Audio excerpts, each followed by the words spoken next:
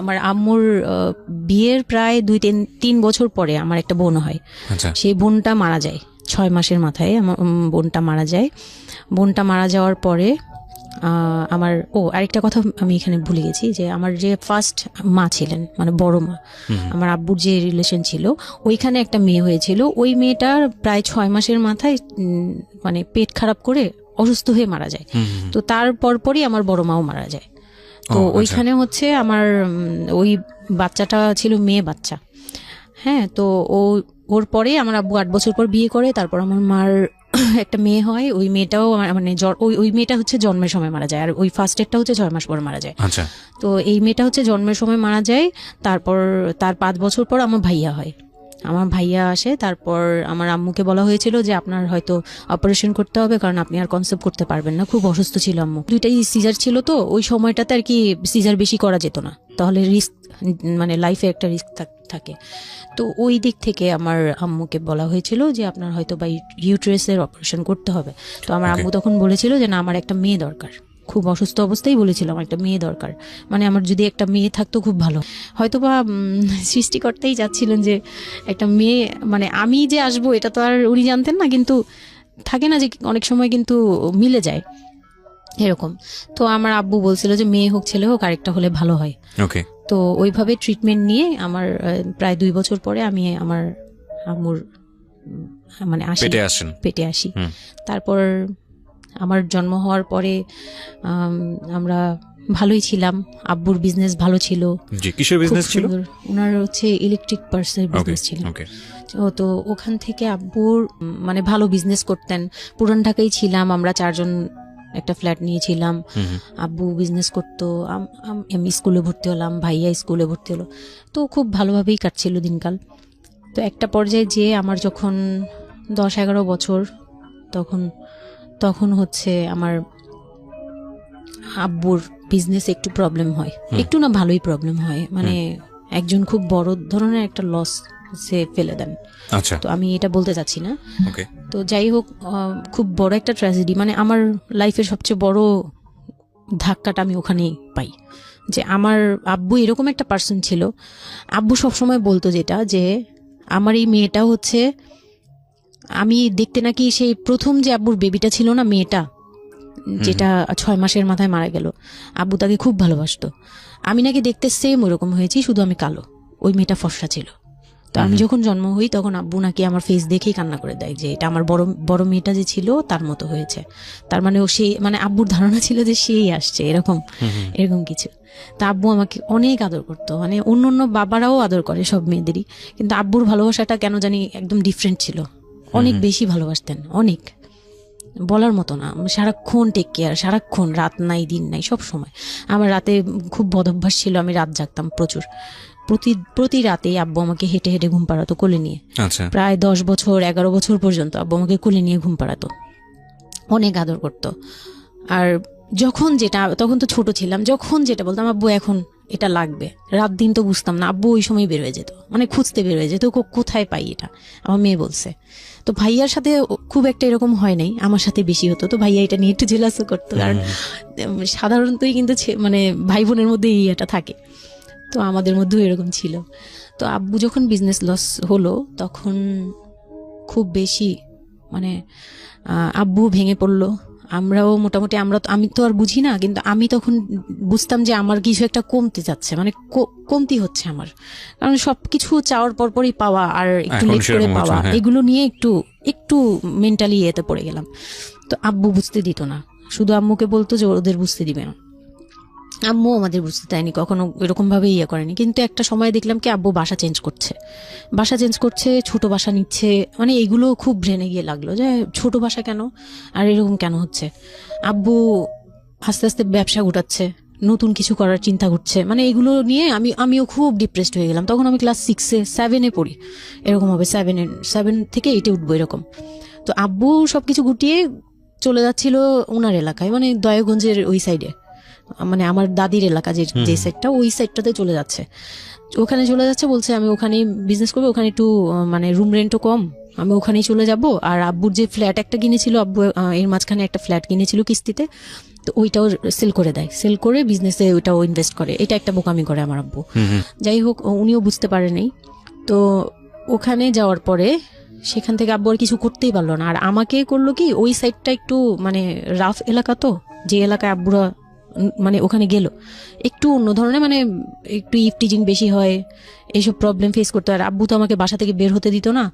আর ওই সময় আমাকে বোরকা পরাতো, তখন 10-11 বছর বয়স, কিন্তু ওই সময় আমাকে বোরকা পরাতো।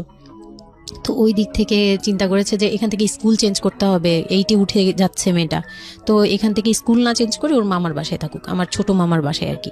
আমরা তো নানু বাড়ি তো আমার ওইখানেই, বংশাল সাইডে আর কি। তো ওইখানে আমার মামা বাসায় নানু বাড়িতে রেখে আমার আব্বু যায়, কিন্তু রাখতে চায় না প্রথমে। আমার আম্মু খুব রিকোয়েস্ট করে যে এখানে ভালো থাকবে। আর আমার মামা ওইখানকার, আবার নানার পরে আমার মামাই ওখানে মোটামুটি প্রভাবশালী, মানে নানার যে প্রভাবটা ওটা আমার মামা পেয়েছে। মানে ওখানে বিচার টিচার যা হয় সব মামা করে, এখনো করে। তো ছোট মামার বাসায় গেলাম। মামি আমাকে খুব আদর করতেন, মামি আমাকে অনেক স্নেহ করেন, সত্যি কথা এখনো অনেক স্নেহ করেন, কিন্তু আমার যাওয়া হয় না, ওটা আমি পরে বলছি। তো ওখানে ছিলাম, মামার বাসায় গেলাম। খালার ছেলে, বড় ছেলে, হ্যাঁ, উনি হচ্ছে আমার মানে মামার বাসায় আসছে হঠাৎ করে। আমি জানতাম না যে কেন আসছে, মাঝে মাঝে দেখা হলে সালাম দিতাম। কি নাম ওনার? ওনার নাম রিপন। রিপন, ওকে। তো উনি হচ্ছে আমার মামার বাসায় আসছে। আপনার খালাতো ভাই? খালাতো ভাই, উনি আমার খালাতো ভাই। উনি আসছে তো অনেক দিন পর আর কি আসছে। ও আমি তখন 9-এ পড়ি, পহেলা বৈশাখ ছিল, আমি 8 থেকে 9-এ উঠে গেছি পহেলা বৈশাখ। তো ওই সময়টাতে তাকে দেখলাম যে সে আমাদের বাসায়। রিপন? হ্যাঁ। তো আমি সালাম দিলাম, ভাইয়া কেমন আছেন, কারণ উনি আমাদের অনেক সিনিয়র, অনেক সিনিয়র। আপনি তখন ক্লাস 9-এ পড়েন? হ্যাঁ, 8 থেকে 9 আর কি। 8 থেকে 9, ওকে। হ্যাঁ, তো ওই সময় আমি দেখে বললাম, ভাইয়া কেমন আছেন, চা খাবেন? তো আমার মামা বললো, হ্যাঁ চা বানিয়ে নিয়ে আসো। তো আমি গিয়ে পরে শুনি যে আমার মামাতো ভাই আমাকে বলতেছে যে আমার মামাতো ভাই আবার আমার একদম মানে আপন ভাইয়ের চেয়েও বেশি বলবো, কারণ ওর সাথে আমি সবকিছু, মানে ও আর আমি একসাথে বড় হয়েছি, কখনো মনে হয়নি যে এটা আমার মামাতো ভাই, নিজের ভাই মনে হতো। তো আমার বলতেছে যে তুই তো এখন আন্টি হয়ে যাবি, মানে দুষ্টুমি করতেছে যে তুই তো এখন বড় ভাবি হয়ে যাবি, হ্যান তেন। আমি বলি কেন? বলে রিপন ভাই না তোরে বিয়ে করতে চায়। তো আমি খুব হেসে দিলাম, মানে আমি বলতেছি যে দুষ্টামি করতেছে, এরকম ভাবছিলাম যে মনে হয় ফান করছে। আমি ওর সাথে আবার কতক্ষণ চিল্লাচিল্লি, যাই উল্টাপাল্টা কথা বলিস কেন সেই। তো এগুলা নিয়ে ওরা সবাই মিলে আমার সাথে বলতেছে, বলে কি কেমন কথা বলো। উনি বয়সে কত বড় ছিল আপনার থেকে? আমার তখন 13, আর উনার তখন ধরেন 37। 24 বছরের বড়, মানে আপনার না 24 বলতে এখানে, হ্যাঁ 24 বছরই তো বড়, তাই তো? ও মাই গড, ওকে। তো উনি তখন, আমি ভাবতেই পারিনি যে এই লোকটার সাথে আমার বিয়ে দিবে সবাই।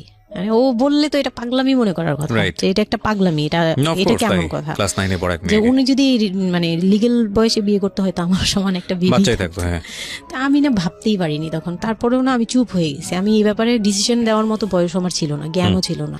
তো হুট করে আমার মামি আমাকে জিজ্ঞেস করারও প্রয়োজন বোধ করেনি বা জানানোরও প্রয়োজন, কি কারণে জানি না, তবে ওনারাই ডিসিশন নিয়ে বললো যে আমার আব্বু আম্মুকে জানালো, আমার মেঝু খালা যে মানে আমার আম্মুর ইমিডিয়েট বড় যে, উনাকে আমার আব্বু আম্মুর কাছে পাঠায়। আর আমার আব্বু আম্মু তখন থাকে হচ্ছে তারই আমার এক ফুপির বাসায়, বাসা ভাড়া নিয়ে থাকে আর কি। তো ফুপির বাসায় থাকে, ফুপির নিজের বাসা, তো ওখানে থাকে। তো আব্বুর কাছে পাঠায়, তখন আমিও যাই ওই বাসায়। তো আমি তো আর জানি না এই কথা বলতে আসবে। আমি আবার ভাইয়ার সাথে বসে বসে গল্প করতে থাকি, ভাইয়া ছিল, ফুফাতো বোন ছিল, আমরা একসাথে গল্প করতে থাকি। তো হঠাৎ করে শুনি যে একটু মানে আমার খালা খুব জোরে সোরে বলতেছে, মানে চিল্লাচিল্লি করে বলতেছে যে যদি এই বিয়ে না হয় তাহলে আমাদের সাথে তোদের কোনো কন্ট্যাক্ট নেই, আজকে থেকেই বন্ধ। আচ্ছা, হ্যাঁ, এই বিয়ে হতেই হবে। কেন হতে হবে? আমার আব্বু বলছে কেন হতে হবে, আমার মেয়ে তো অনেক ছোট, ও তো এই সংসারের ভার নিতে পারবে না, বলো ওগুলো আমরা দেখবো, ওরে আমরা বাচ্চার মতো পালবো। মানে উনি বলতেছে আমি দায়ভার নিলাম, আমি সবকিছু নিলাম, এইভাবে বলতেছে আমি সবকিছু দেখবো, এগুলা নিয়ে কোনো টেনশনের কিছু নাই, নিজেদের মানুষ, এর চেয়ে ভালো কোনো অফার কোনোদিন পাবা না, মানে এর চেয়ে ভালো কোনো প্রস্তাব আসবে না, এই না সেই না, সেই অনেক কিছু বলতেছে, বৌমুকে কনভিন্স করতেছে যে এইটা যদি তোমরা হাতছাড়া করো তাহলে আর কখনো মেয়ের জন্য ভালো কিছু পাবা না, আর আমাদের সাপোর্ট তো জীবনেও পাবা না, তোমাদের একটা সাইড পুরো বন্ধ হয়ে যাবে, মানে আমরা আমাদের সাথে তোমাদের একদম রিলেশন শেষ, তোমাদের মেয়ে এখনই রেখে যাব, তোমরা কি করবা করো। তো আমার আব্বু ওই দিক থেকে একটু দুর্বল ছিল, পরে আমি এটা শুনে কান্না করে দিছি, মানে সাথে সাথে কান্না করে দিছি। তো আমার ভাইয়াও বুঝছে, আমাকে নিয়ে ছাদে চলে গেছে, আমার ফুফাতো বোন, ভাইয়ার এক খুব ক্লোজ ফ্রেন্ড ছিল, ছোটবেলার বন্ধু, সেও আমাকে খুব আদর করতো বোনের মতো, সেও গেল উপরে, বলতেছে আপু তুই কান্না করিস না, আমরা দেখতেছি কি করা যায়। তো আমার ভাইয়া বলতেছে, বলে কি আমি ওরে নিয়ে কোথাও পালিয়ে যাই, আমার মনে হচ্ছে যে আমি ওকে নিয়ে এখন কোথাও পালিয়ে যাই, যে রিপন ভাই এটা কিভাবে পারে, কিভাবে এটা বলতে পারে যে বিয়ে করবে ওকে। তো আমি খুব কান্নাকাটি করছিলাম, আমার খালা চলে গেল, খালা চলে যাওয়ার পরে আমার ভাইয়া আব্বুকে যে কি বলছে জানি না, আব্বু আবার ছাদে আসছে, আমি কান্না করতেই আসি, মানে তখন কন্টিনিউ কান্না করতেছি। তো আমার আব্বু ছাদে এসে যেটা বললো যে, আমার আব্বু তখন বললো যে, বলে আমি তোমাকে নিয়ে মানে বনে চলে যাব দরকার পড়লে, কিন্তু আমি ওর কাছে তোমাকে দিব না। তো আমি দেখলাম যে আব্বু ফিজিক্যালি, মেন্টালি, আর্থিকভাবে সব দিক থেকে দুর্বল, এখন আমাকে নিয়ে যদি বের হয় সে পারবে না, এটুকু বুঝলাম, তার দ্বারা সম্ভব না এটা। পরে আমাকে বললো যে তুমি যদি রাজি থাকো তাহলে আমার কোনো আপত্তি না, যদি তুমি বলো যে না আব্বু আমি রাজি না, তুমি শুধু একবার বলো, তাহলে আমি তোমাকে নিয়ে বের হয়ে যাবো, আমরা বাবা মেয়ে কই থাকবো কেউ জানার দরকার নেই। আপনার মার কি ভূমিকা ছিল এই সময়? আমার মা তখন বলতেছে যে দিবে, আমার মা ইচ্ছা ছিল যে দিবে, কারণ আমার মা তখন এই জিনিসটা বুঝে না, মানে আমার মা এমনিতেও অনেক সৎ সরল, সত্যি কথা বলতে ওনার দোষ না এটা, সেইটা বুঝতো না যে এই যে ডিস্টেন্সে বিয়ে দিলে এই বিয়েগুলো টিকে না, বা 24 বছর বয়সের ডিফারেন্স, এগুলো নোট করবেন, এবং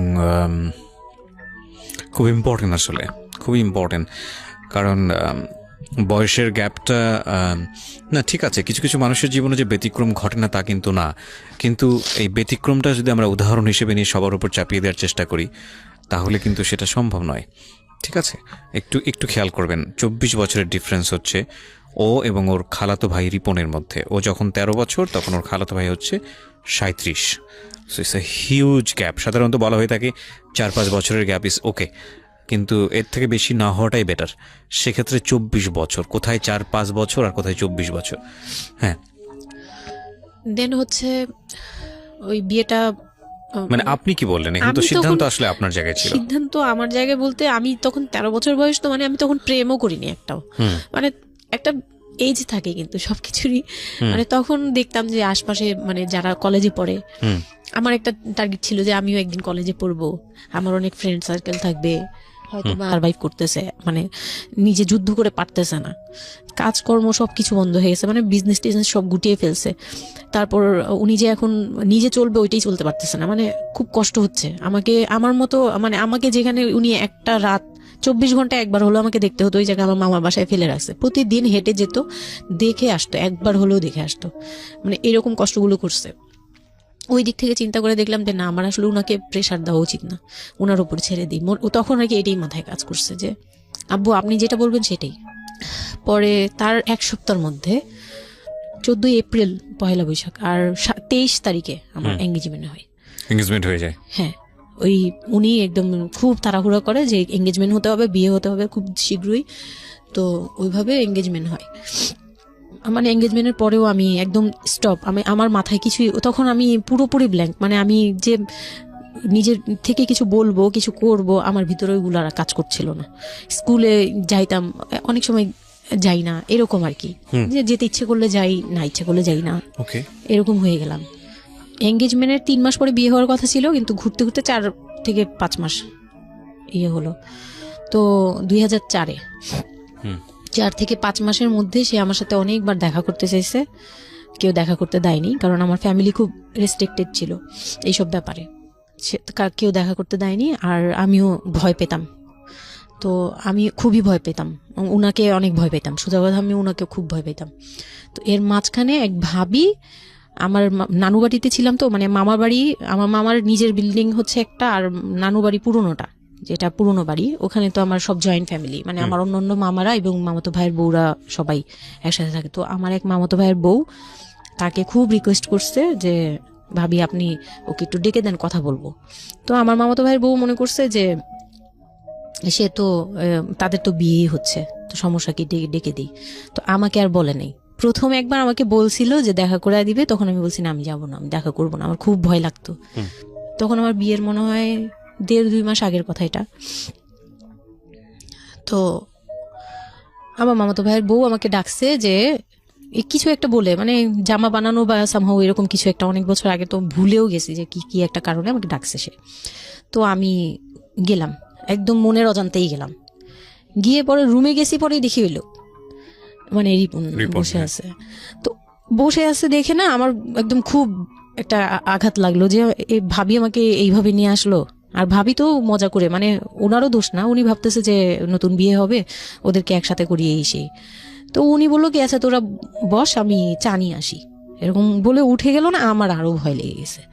আর তখন আমি গিয়ে দেখতে পারলাম যে ওই লোকটার আচরণ খুবই খারাপ। মানে আমার কাছে তখন মনে হয়েছে যে কেন মনে হলো এটা, কেন মনে হলো, হুট করে ভাবি যখন গেল, সে সাথে সাথে আমার পাশে এসে বসছে এবং আমাকে মানে খুব মানে নোংরা ভাবে টাচ করতেছে।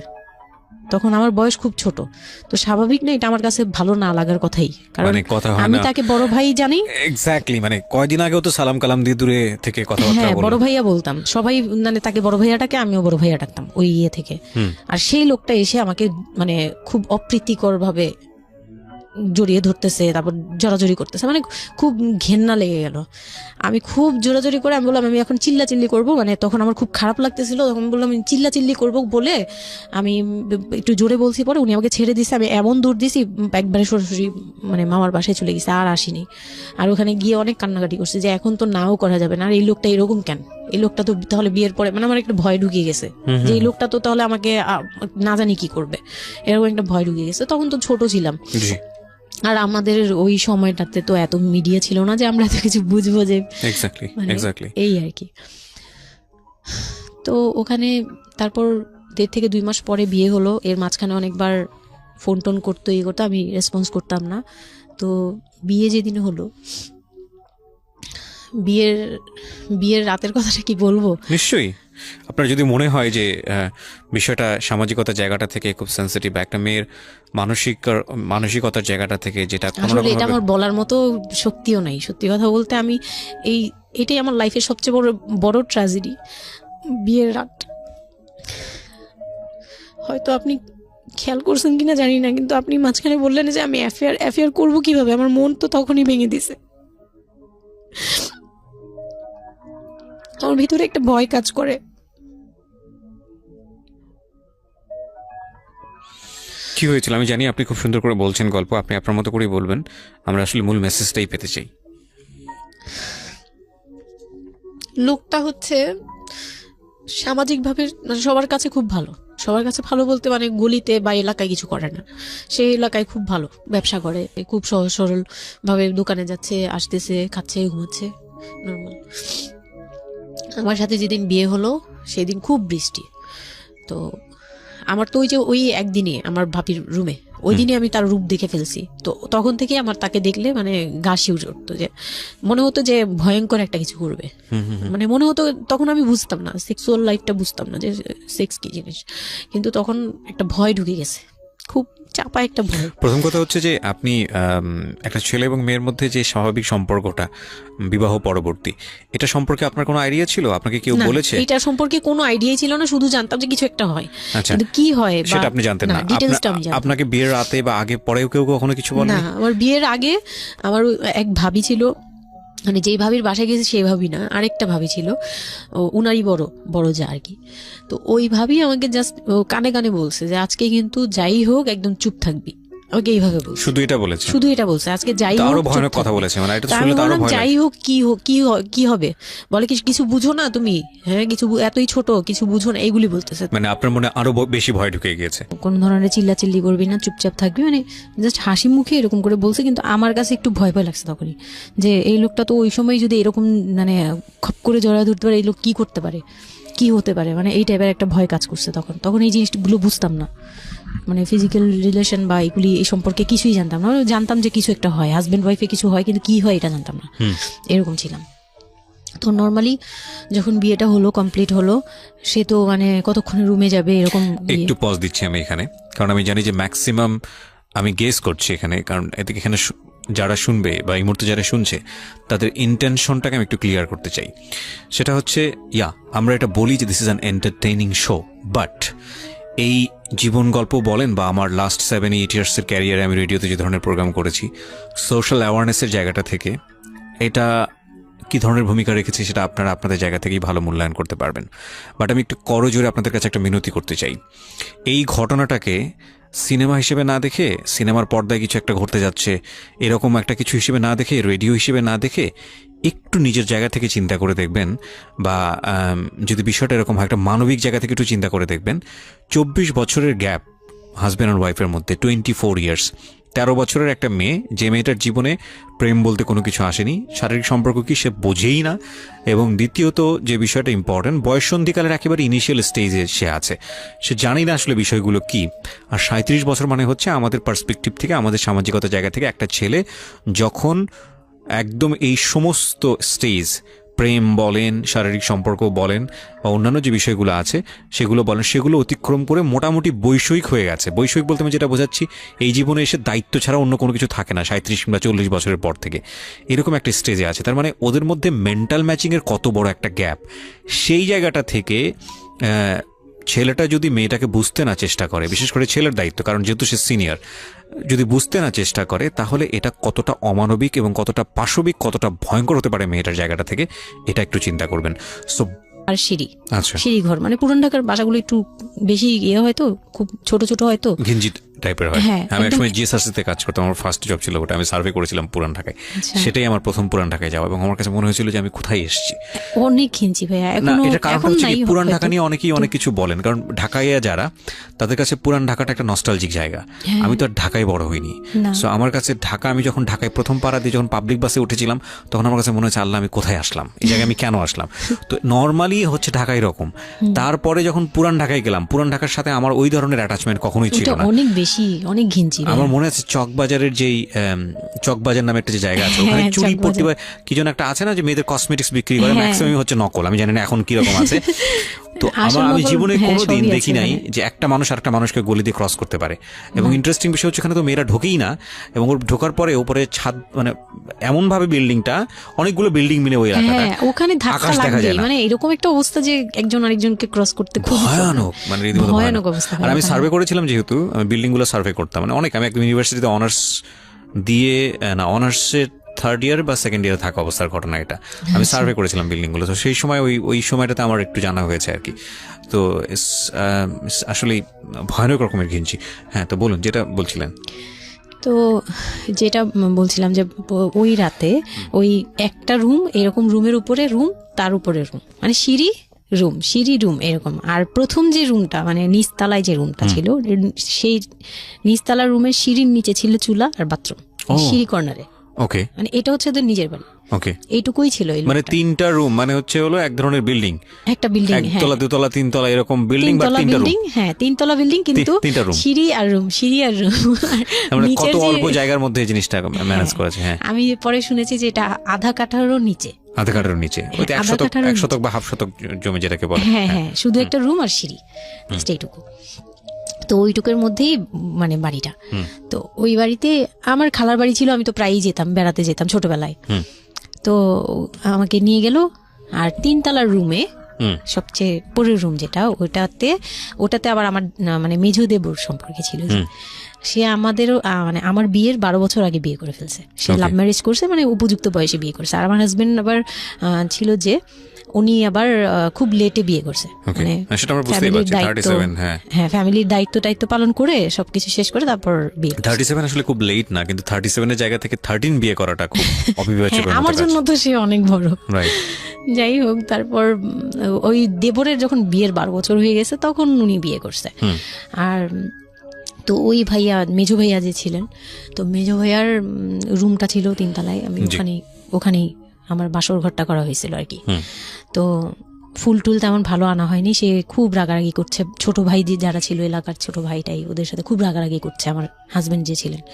তো এটা কোনো ঘর সাজানো হলো এই সেই বলে চলে বলতেছে এখন তোমরা বের হও, অনেক হয়েছে, এখন তোমরা যাও, মানে খুব রাগারাগি করতেছে। তো আমি রাগ দেখে আরো ভয় পেয়ে গেছি প্রথম রাত। তারপর আবার আমি মানে এই অবস্থায় আসছি, বউ হয়ে আসছি, আমার শরীরে ভারী গহনা, শাড়ি টাড়ি, মানে আমি এগুলোর ওজন নিতে পারছি না। 4-5 ঘন্টা হয়ে গেছে আমাকে এগুলো পরায় রাখা হয়েছে, ভারী মেকআপ দেওয়া হয়েছে, আমি এগুলো কখনো ইউজ করিনি ফার্স্ট লাইফে। মানে আমি দেবীর মতো সেজে বসে আছি, এরকম একটা ইয়ে। তো খুব ভয়েও কাজ করছে, নার্ভাসনেস। তারপর এখন কি হবে, সবাই বের হয়ে গেলে কি হবে, এটা একটা টেনশন। আর শুধু মানে কেমন জানি একটা ফিল, যেটা সাধারণত নর্মালি হওয়া উচিত একটা ছেলে এবং একটা মেয়ের জায়গাটা থেকে। এটা হচ্ছে জীবনের সবচেয়ে সুন্দরতম মুহূর্তের একটা, রাইট? আমরা সেটাই চিন্তা করি না। একটা মেয়ের জীবনে স্বপ্ন থাকে তার একটা বাসরাত কিংবা ফুলসজ্জার রাত, আমরা যেটাই বলি সেটা নিয়ে। একটা ছেলের জীবনেও নিশ্চয়ই থাকে, এবং সেটা চমৎকার হয়ে সারা জীবন স্মৃতি হয়ে থাকুক, এরকম কিছু একটা থাকে।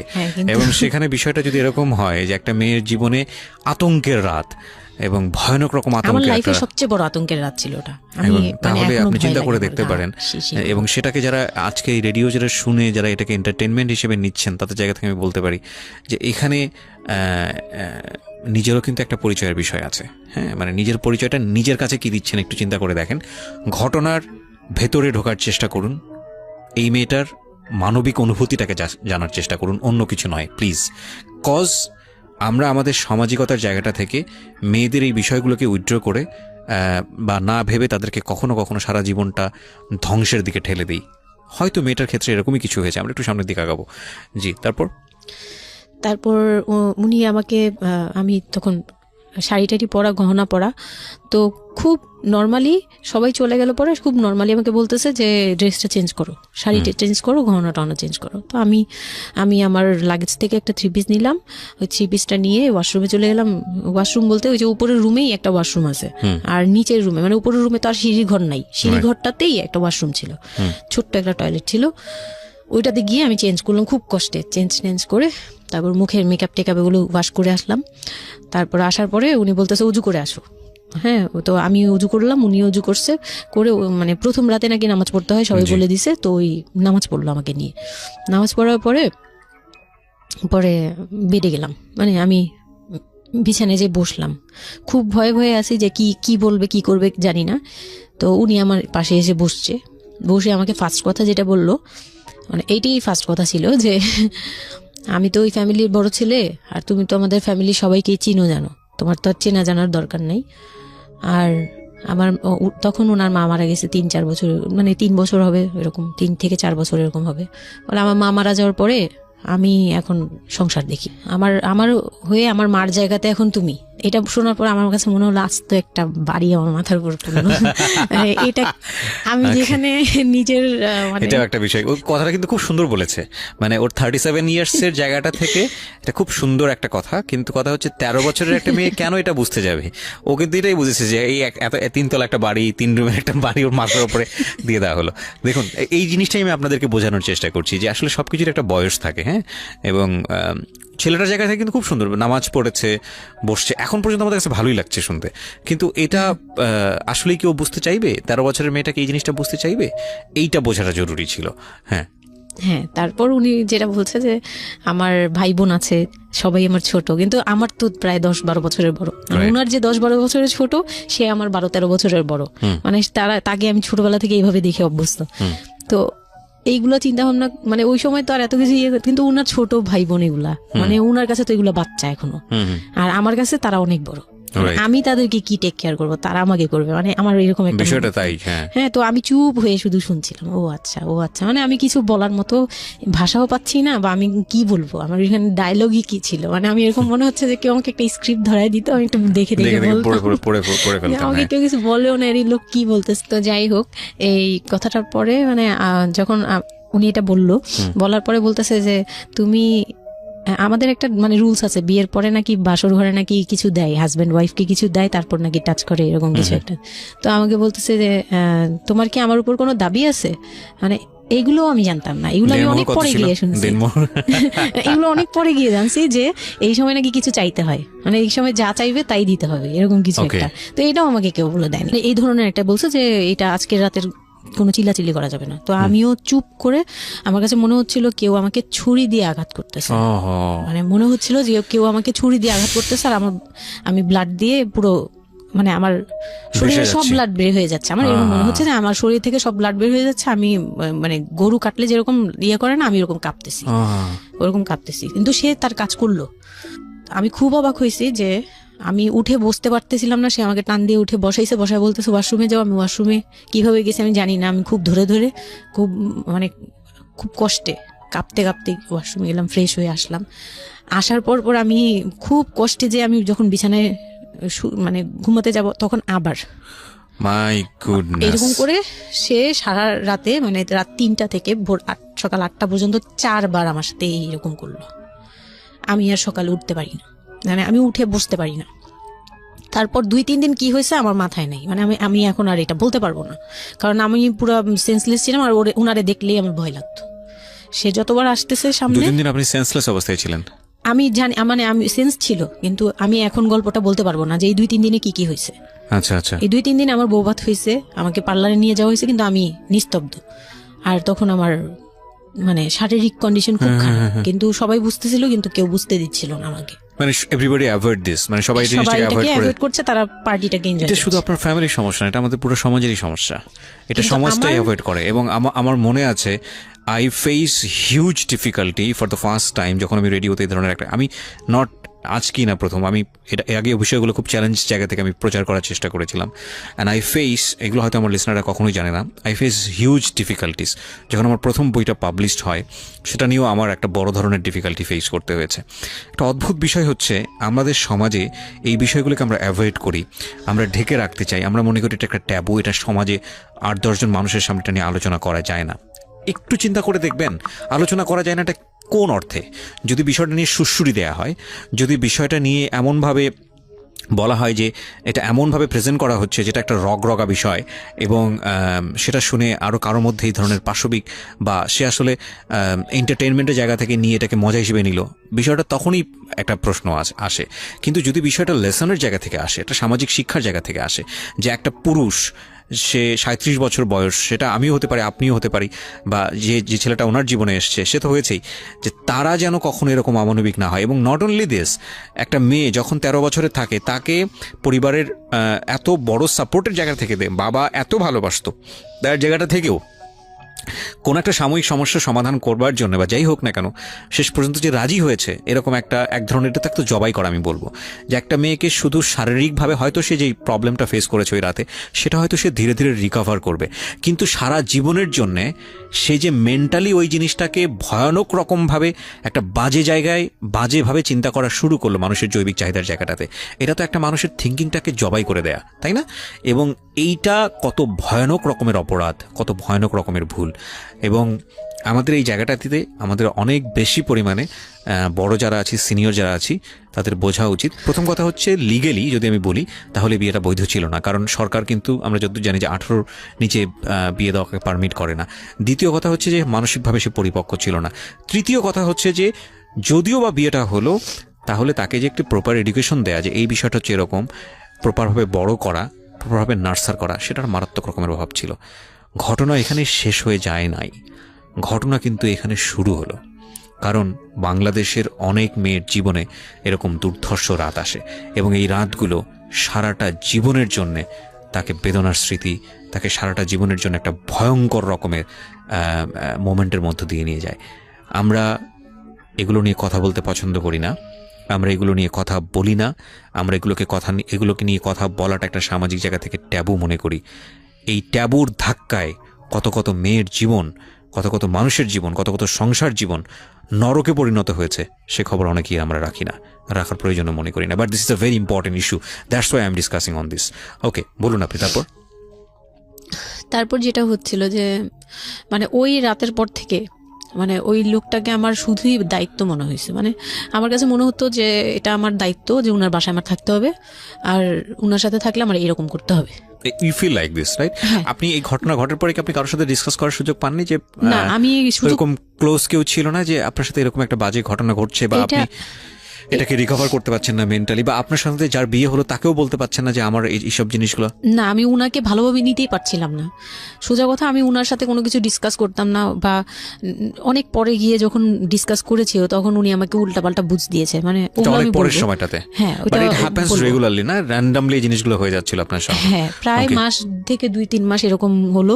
তারপর মানে এটা আমি বলি যে প্রথম তো 4-5 দিন তো রেগুলার হলো। তারপর আমার ব্লিডিং অফ হচ্ছিল না, আমার কন্টিনিউ হচ্ছিল ব্লিডিং। তো এক সময় যে ওই ব্লিডিংয়ের মধ্যেও তিনি অনেক বাজে ইয়ে করেছে। তো ওর পরে আমি বাসায় যেতে চাইলে বাসায় যেতে দিত না, এভাবে ইয়ে করে ফেললো।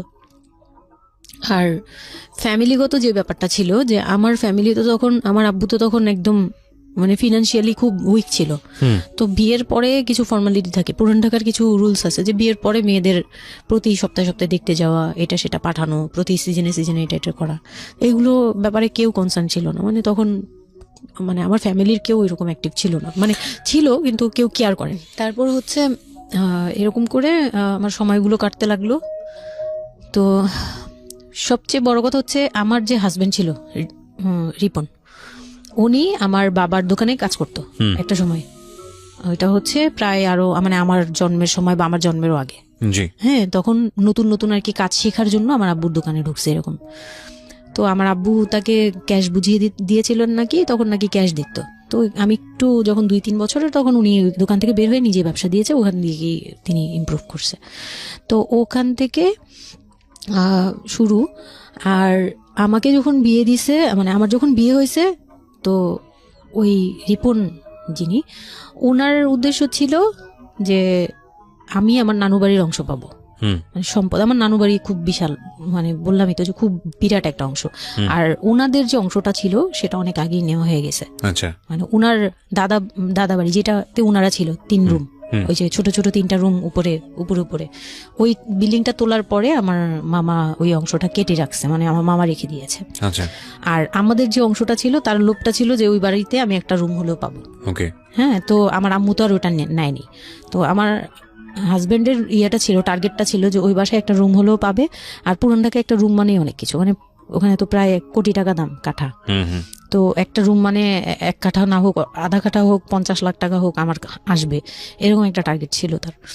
তো আর বিয়ের সময় তো অনেক কিছু নিয়ে, মানে গহনা টহনা নিয়ে, ফার্নিচার নিয়ে নানান কথা তো শুনতে হয়েছে, ওগুলাও ফেস করছি। মানে খুব পেইনফুল ছিল ওগুলা, কারণ আমি তখন এত কিছু বুঝি না। আমি তখন মাত্র মানে জামা কাপড় বানাই, ঘুরি ফিরি, খাই দেই, ব্যাস ওই পর্যন্তই। আমি কারো জিনিস নিয়েও মাথা ঘামাই না। ওখানে আমার উপরে প্রেশার আসছে যে আমার ফার্নিচার এমন কেন, আমার গহনা এমন কেন, তুমি বাসায় বলো না কেন, তোমার খাট এখনো আসতেছে না কেন। আমার বিয়ের পর খুব বৃষ্টি ছিল তখন, মানে আমার ফার্নিচার, আমার চাচা ছিল ফার্নিচারের, ওনার বিজনেস।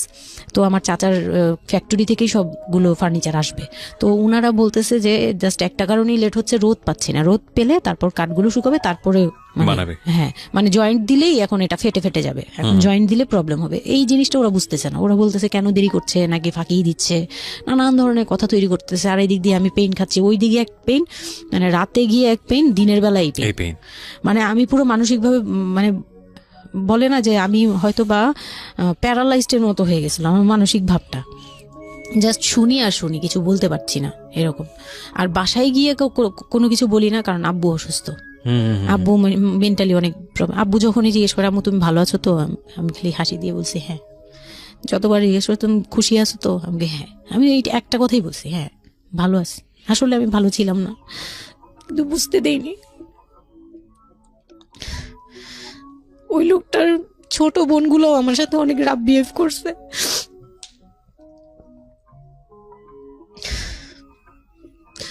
তো অনেক রুডলি আচরণ করেছে। আর ওনার যে ছোট ভাইটা ছিল, মানে আমার যে মেজো ভাই যেটা আর কি, ওনার আগে যেটা বিয়ে করেছে, তো ওনার ওয়াইফ ছিল আমার অনেক বছরের বড়, কারণ তাদের বিয়ে হয়েছিল 12 বছর আগে। আমার বিয়ের 12 বছর আগে তার বিয়ে হয়েছিল। আমি যখন বাড়িতে বেড়াতে আসতাম তখন মানে ভাবি রাতে খাওয়া দাওয়া এরকম, আমি ভাবি বলেই ডাকতাম, কিন্তু সম্পর্কে আমি বড় যা। কিন্তু উনার প্রায় উনাকে আমাকে একসাথে কোথাও দেখলে কেউ বলতো যে তোমার মেয়েটা, মানে এভাবে বলতো। তো ওই দিক থেকে উনার একটু, এটা জেলাসি বলবো না, এটা হয় আসলে, এটা নর্মাল একটা ব্যাপার। কারণ একটা উনি অনেক এজ হয়ে গেছিল, উনি নিজের জায়গা থেকে নিজেকে একটু দুর্বল মনে করতো। আমাকে এমনিতে সাপোর্টও দিত, আবার অনেক সময় দেখে কিন্তু পেইনও দিত, অনেক পেইন দিত। কিন্তু আমি ওই সময়টাতেই কেন জানি আমি ছোট থেকে এই জিনিসগুলো বুঝতে চেষ্টা করি যে কেউ আমাকে কেন জেলাসি করছে, কারণ তার মধ্যে কোনো দুর্বলতা আছে, আমার ওইটার জন্য মায়া হয়। আমার কখনো এইটা মনে হয় না যে সে কেন জেলাসি করবে, আমি তার সাথে এখন কোচাকুচি করবো, মানে এই টাইপের মেন্টালিটি আসে না আমার। কেন জানি মনে হয় এই জায়গাটা যদি শুধরানো যেত, তাকে যদি একটু বোঝানো যেত আমি তাকে খুব ভালোবাসি বা আমি তাকে কিছু হেল্প করতে চাই, এরকম মনে হতো। তো ওই দিক থেকে আমি কিচ্ছু বলতাম না, কিন্তু সে আমাকে খুব পেইন দিত, কথাবার্তা এটা সেটা। উনি অনেক সিনিয়র পার্সন ছিল, তো কোনো গেস্ট আসলে আমাকে কিভাবে ছোট করবে, কিভাবে আমাকে অপমান করা যায়, কিভাবে কি দিয়ে, এগুলো নিয়ে সবসময় ইয়ে করতো। ওই দিকগুলো খুব পেইনফুল ছিল। তো ওগুলো যখন শেষ করলাম, মানে আমার যাকে বলতাম মাঝে মাঝে 2-1 কথা, এগুলো নিয়ে সে আবার মানে মানে এখানে সেখানে বলে আরো ব্যাপারটাকে বড় বানাতো। তো আমি তখন বুঝতাম না, এখন বুঝি। তো এর মাঝখানে হলো কি, আমি প্রেগনেন্ট হলাম। না, বিয়ের 1.5 মাস পরে আমি হচ্ছে কক্সবাজার যাব। আচ্ছা, আমার হাজবেন্ড বলতেছে যে ঈদ চলে আসছে, তুমি ঈদের মধ্যে কিছু না নিয়ে আসো, ঈদের পরে আমরা কক্সবাজার যাই, এখানে কোনো খরচ টরচ যাতে আমাদের না হয়, হ্যাঁ, এই জন্য আমরা কিছু কিনবো না। আমি বলছি আচ্ছা ঠিক আছে। তো তখন হচ্ছে বসুন্ধরা সিটি মার্কেটটা হচ্ছে নতুন হয়েছে। তো উনি বলতেছে আমরা বসুন্ধরা সিটিতে যাব শপিং এ, কিন্তু উনি যেটা বলতেছে যে আমার মানে বসুন্ধরা সিটিতে যাবে, কিন্তু আমাকে যে কিছু কিনে দিবে না এটা আমি জানতাম না। তো ওনার সাথে আমি গেলাম, প্রায় 20 থেকে 25 হাজার টাকা শপিং করলো। ওগুলা হচ্ছে সব ওনার বোন জামাই, বোনের বাচ্চা কাচ্চা, মানে ফ্যামিলির জন্য আর কি, ভাই বোন। আমিও পছন্দ করে করে কিনলাম সবার জন্যই যা যা লাগে। কেনাকাটার পরে আমি তো তখন ছোট মানুষ, তখন তো আমার 13-14 বছর বয়স। তো আমি কখনো এমন হয়নি যে আমি ঈদে জামা কাপড় নিইনি বা জামা কাপড় নতুন জামা কিনিনি, এরকম কখনোই হয়নি। তো ওইটা আমার বিয়ের ফার্স্ট ঈদ।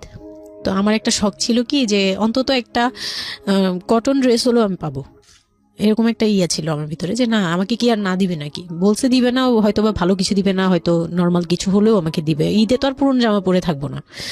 তো আমার এরকম ধারণা ছিল। ও পুরো শপিংটা শেষ করলো সারাদিনে, আমি রোজা রেখে পুরো শপিংটা করলাম খুব চয়েস করে করে। লাস্ট মোমেন্টে যে সে আমাকে নিয়ে চলে আসতেছে, যখন সে আমাকে নিয়ে রওনা দিল, মানে আমার মনটা খারাপ হয়ে গেল। আমি কিচ্ছু বলিনি, প্রথম ঈদ এটা, তো আমি কিচ্ছু বলিনি। সাচ এ ইডিয়ট, মানে নাথিং টু সে, মানে স্পিচলেস টোটালি। হ্যাঁ, পরে উনি কিচ্ছু কিনে দিল না আমাকে, তখন আমি না মনটা খারাপ হলো আমার, কারণ স্বাভাবিক এটা, আমার এখনকার বয়স হলে হয়তো হাইড করতে পারতাম, আমি এখনো পারি না। সত্যি কথা বলতে আমি কখনোই নিজেকে হাইড উনি আমাকে করলো কি যে আসার সময় বলতেছে যে একবারে নিচে, তখন বলতেছে তোমার কি মন খারাপ? আমি বলছি যে না, আমি তো কিছু নেই নাই, ঈদের দিন কি পরবো? তো বলতেছে তোমার তো অনেক ড্রেস নিয়ে আসছো, ওগুলা থেকেই পরো, ওগুলাই তো এখনো পুরোনো হয়নি, এখন দরকার কি আছে কেনার? বলে তারপরে চুড়ি দেখলো, চুড়ি দেখে আমাকে 2 মুঠ চুড়ি কিনে দিল 200 টাকা। এই ছিল আমার ঈদের মানে ফার্স্ট অ্যান্ড লাস্ট, এইটাই ছিল আমার শপিং, আর কোনো কিচ্ছু কিনে দেয়নি সে আমাকে। তো বাসায় আসলাম, বাসায় আসার পরে তার ভাই বোনরা বলতেছে যে সবার জন্য কিনছেন, ওর জন্য কিছু নেন নাই। সে আমাকে মানে তার ফ্যামিলি থেকে আমাকে সেভ করবে কি, সে আমাকে বরঞ্চ বলতেছে যে ওরে কি কিনে দিব, ওর বাসা থেকে আমারে কি দিছে যে আমি ওকে কিনে দিব। তখন আমি বুঝলাম যে ও আচ্ছা, সে কিনে দেয়নি। হ্যাঁ, তো আমি আর বাসায় কিন্তু কিছু বলিনি বা বাসায় যাইও নাই এর মধ্যে।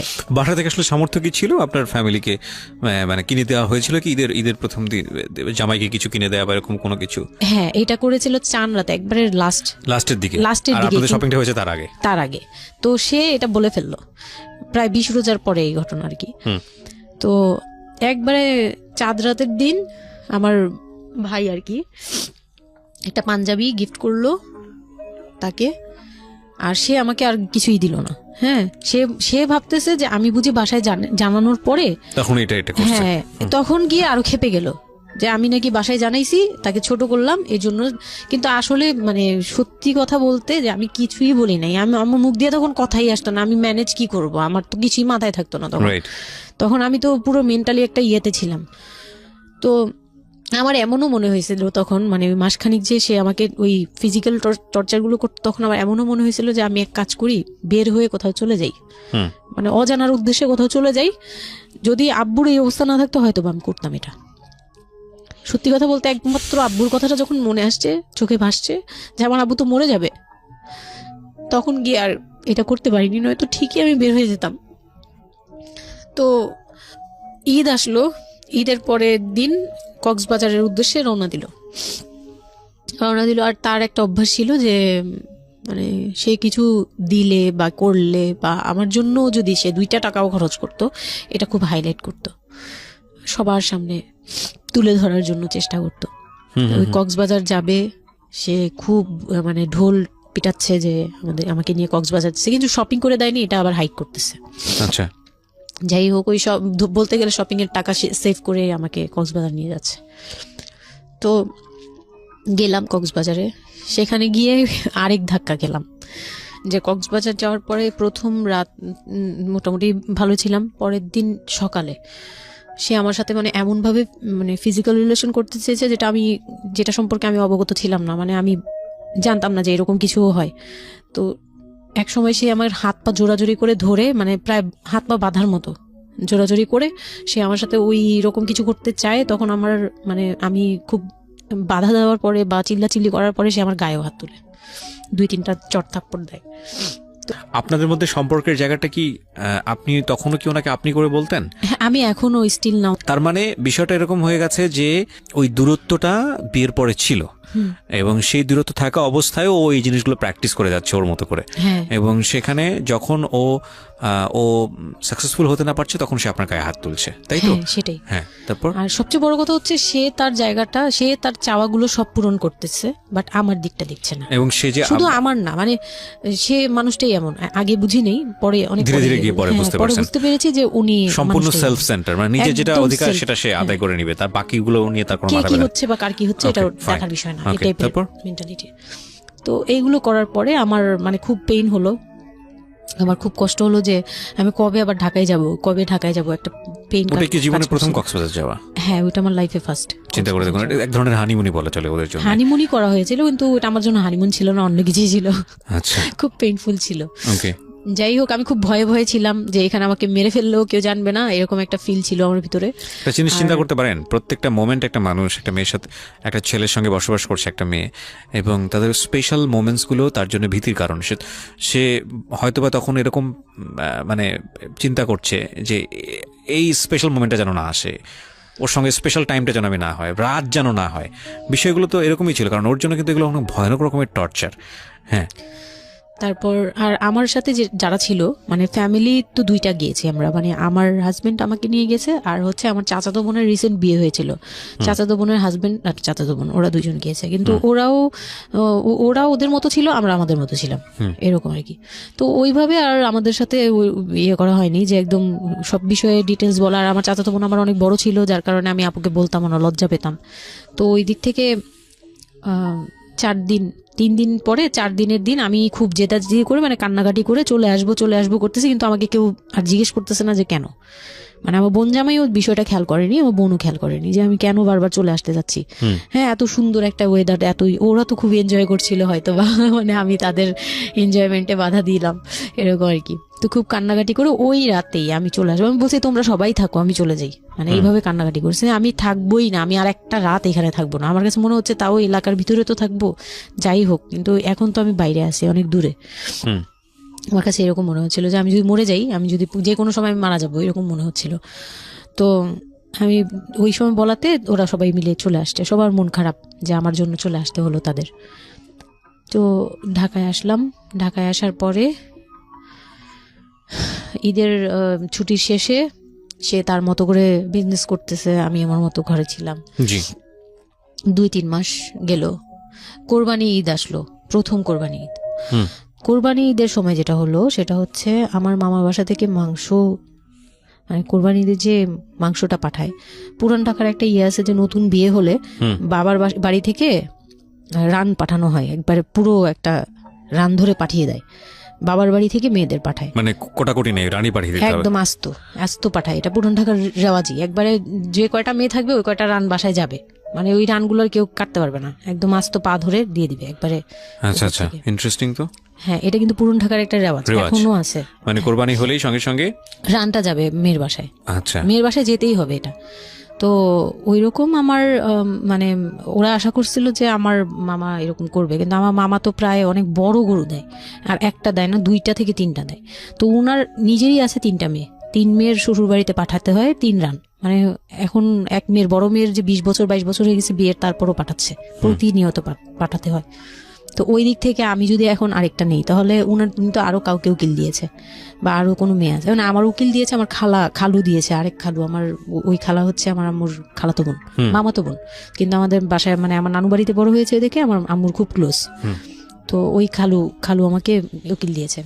তো ওই দিন করলো কি, যে এই রান পাঠায়নি বলে, সেই রান পাঠায়নি ঠিকই, কিন্তু রানের যে উপরের অংশ, মানে বড় একটা পিস আমার বাসায় পাঠানো হয়েছে আমার উদ্দেশ্যে, আর নামটা আমার লিখে দিয়েছে, আমার নাম লেখা এটা পাঠিয়েছে। তো ওই মাংসটা রেখে যখন চলে গেছে না আমার ভাই, তার ছোট বোন, আমি তখন মানে দেখলাম যে মানুষ কতটা হিংস্র হলে পরে এরকম ফেস হয়।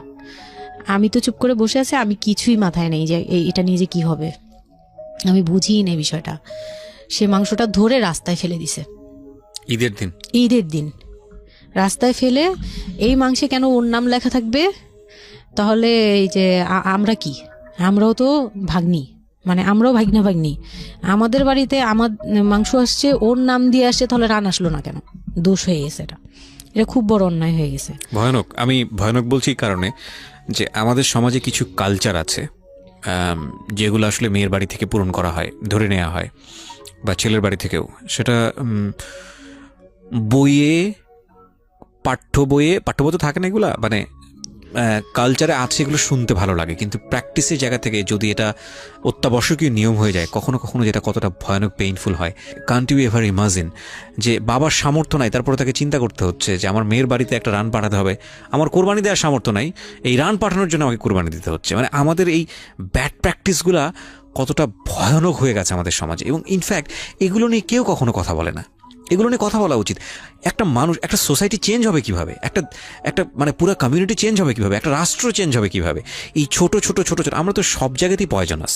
এই ছোট ছোট বিষয়গুলো যদি চেঞ্জ না হয়, আমরা যে এত ডিগ্রি নিচ্ছি, প্রতি বছর পিএইচডি, ভুরি পিএইচডি বের হচ্ছে, ডক্টরেট, হ্যাঁ, আমাদের বিশ্ববিদ্যালয়ে ভরে যাচ্ছে, আমাদের ছেলেমেয়েরা গোল্ডেন A+, আমাদের পাশের হার বাড়ছে, কিন্তু এই সব যে মানে খোরা কালচার, ল্যাংড়া টাইপের কালচার, এগুলোর যে পরিবর্তন হচ্ছে না, বা এগুলো নিয়ে যে কেউ কখনো কোনো কথা বলে না, এগুলো নিয়ে না পত্রপত্রিকায় কথা হয়, না কোনো মিডিয়াতে কথা হয়, অথচ এগুলো আমাদের জীবনটাকে পঙ্গু করে দিচ্ছে, এবং এগুলো নিয়ে কেউ কখনো কথা বলে না।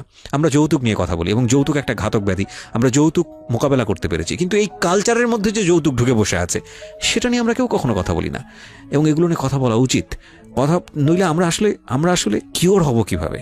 আমরা যে বলি যে আমাদেরকে শুদ্ধ হতে হবে, আমরা মানুষ হিসেবে ভালো হতে হবে, বাট হাউ? আমাদের তো রন্ধ্রে প্রবলেম।